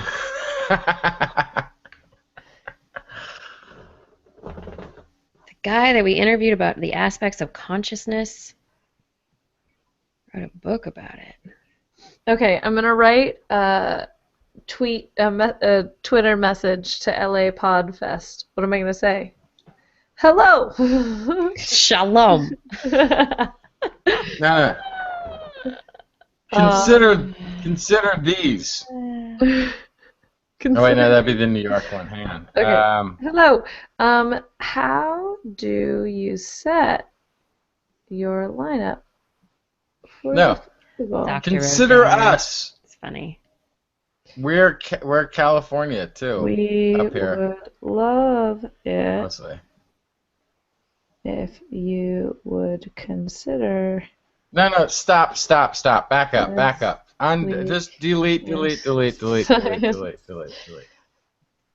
Yeah, you just say, hey, invite us to your Podfest. Yeah. Hey. Okay, so I'm gonna change it. Hello. Hey.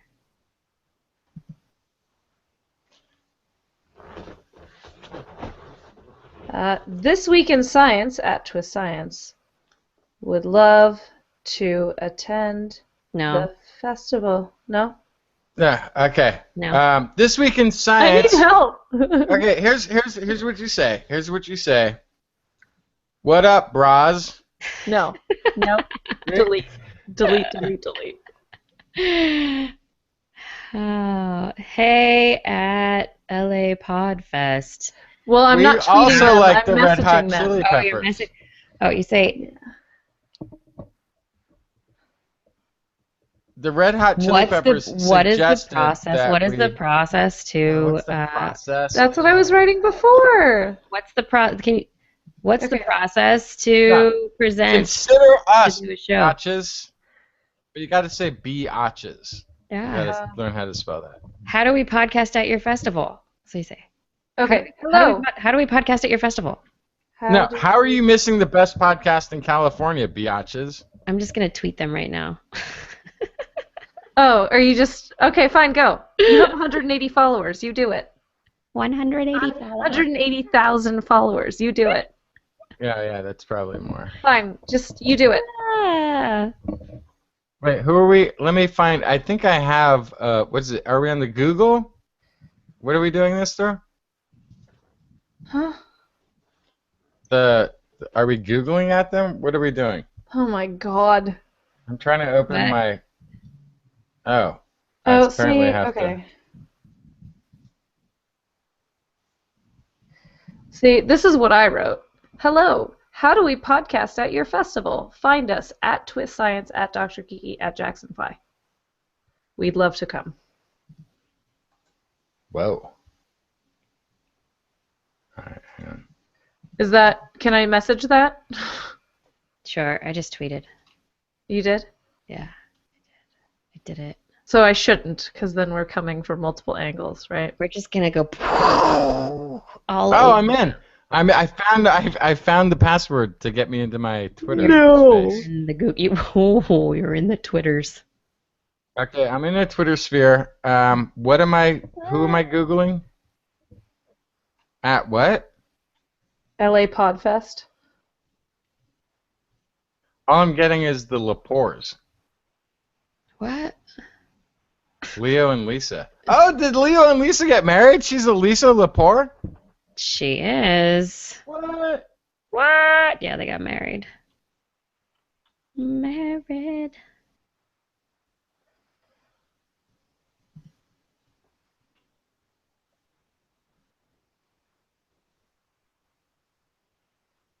It's at LA Podcast? That's it? LA Podfest. Oh, fast. I already tweeted, Justin. I already did it. Yeah, I know. You can do it too. We'll just dogpile them? Is that inappropriate? Why is my click-through rate down? What is going on? More people are seeing that.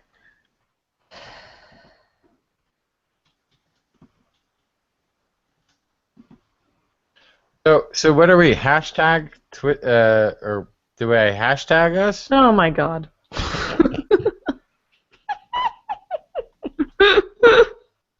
What do I at something? What do I tell? Well, how do I refer to ourselves? At TWIS Science.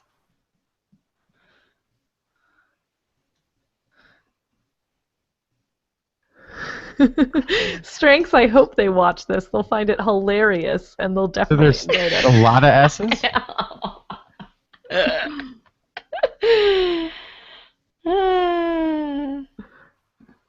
Okay. I have to find them now. And decide if I can dogpile or not. I don't want to be annoying. I'll be annoying. It's fine.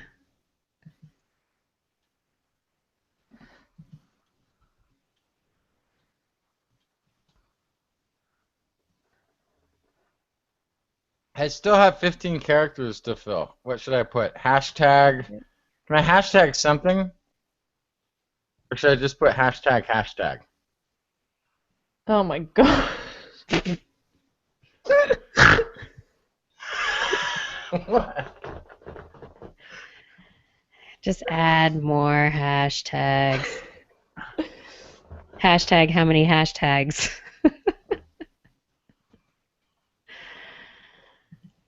Okay. How many hashtags does it take to turn in to screw in a light bulb? Is at TWIS Science at TWIS SCIE? No! No, it's What not. is it? TWISCIENC. There's no two S's there. Why would there be? Oh, TWIS Science. okay. Thanks, Identity 4. Out of a pity party. Maybe we can have, the LA Podfest TWIS pity party.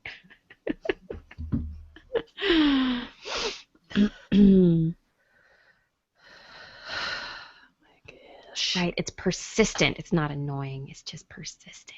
Okay. I sent it. Oh look, now I see all the other. Le Podfest? It sounds so French. La Podfest. Le Podfest! Uh-huh. I will go there and I will read more of my French emails. That is right.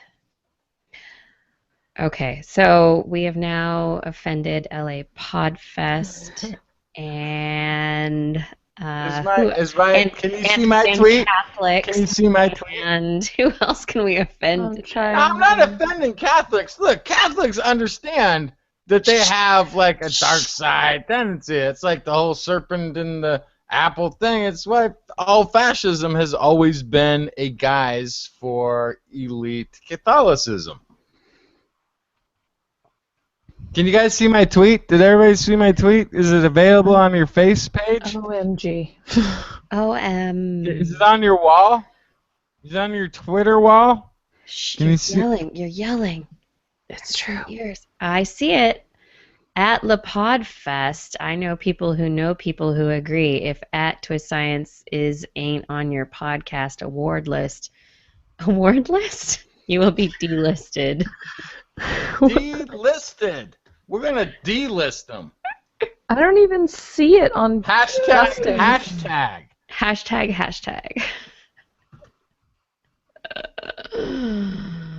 Oh dear. Yeah, Oh, what bridge should we dear. burn next? Identity 4 asks. Oh dear. I got matches. Got a whole bunch of matches. That's right. I should tune into Twitter more often. Time.com. Chinese women hosting unshaven armpit photo contest on social media. How did I miss this? How did you get that? What? Who How do did you I miss follow? it? Who did- Oh, wait, there's new tweets. Hang on, what are they saying? They're not responding. What did Yuetsu just post? Yuetsu yeah, the great white shark. Did you guys see that? I shared it on Facebook. Oh, how did I miss that? Yeah, the biggest That white shark giant ever That giant in shark. the history of big white sharks. And so the video, if you haven't seen it, there's this giant great white shark, and there are a couple of diver cages, and there's this guy, I don't know, might be a woman, I have no idea, but it's a person in a wetsuit who's just kind of like hanging out at the top and just kind of like, oh, I'm gonna touch this shark. I'm gonna not be completely safe in this little diving cage. What is that person thinking? Great white sharks can move a lot more quickly than that big great white shark was doing. That big great white shark was just kind of slowly cruising through going, is this good food? Do I like this food? Do I want this? I don't know. But that great white shark could have gone and been super fast and bitten that person's head off, and that person's just like, I'm going to touch your flipper. People in wetsuits. What?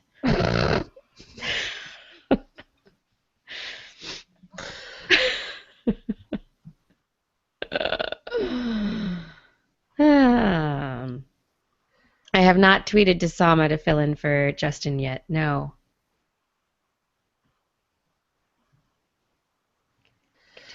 Dale. Okay. Dale has quit us. Yes, it's bedtime. It's 11 It o'clock. is. It's And I'm totally like bedtime. really warm in here. And But I'm like twittering now. I'm all on. Oh God, I have how many? 170 notifications. What does that mean? Holy smokes! God.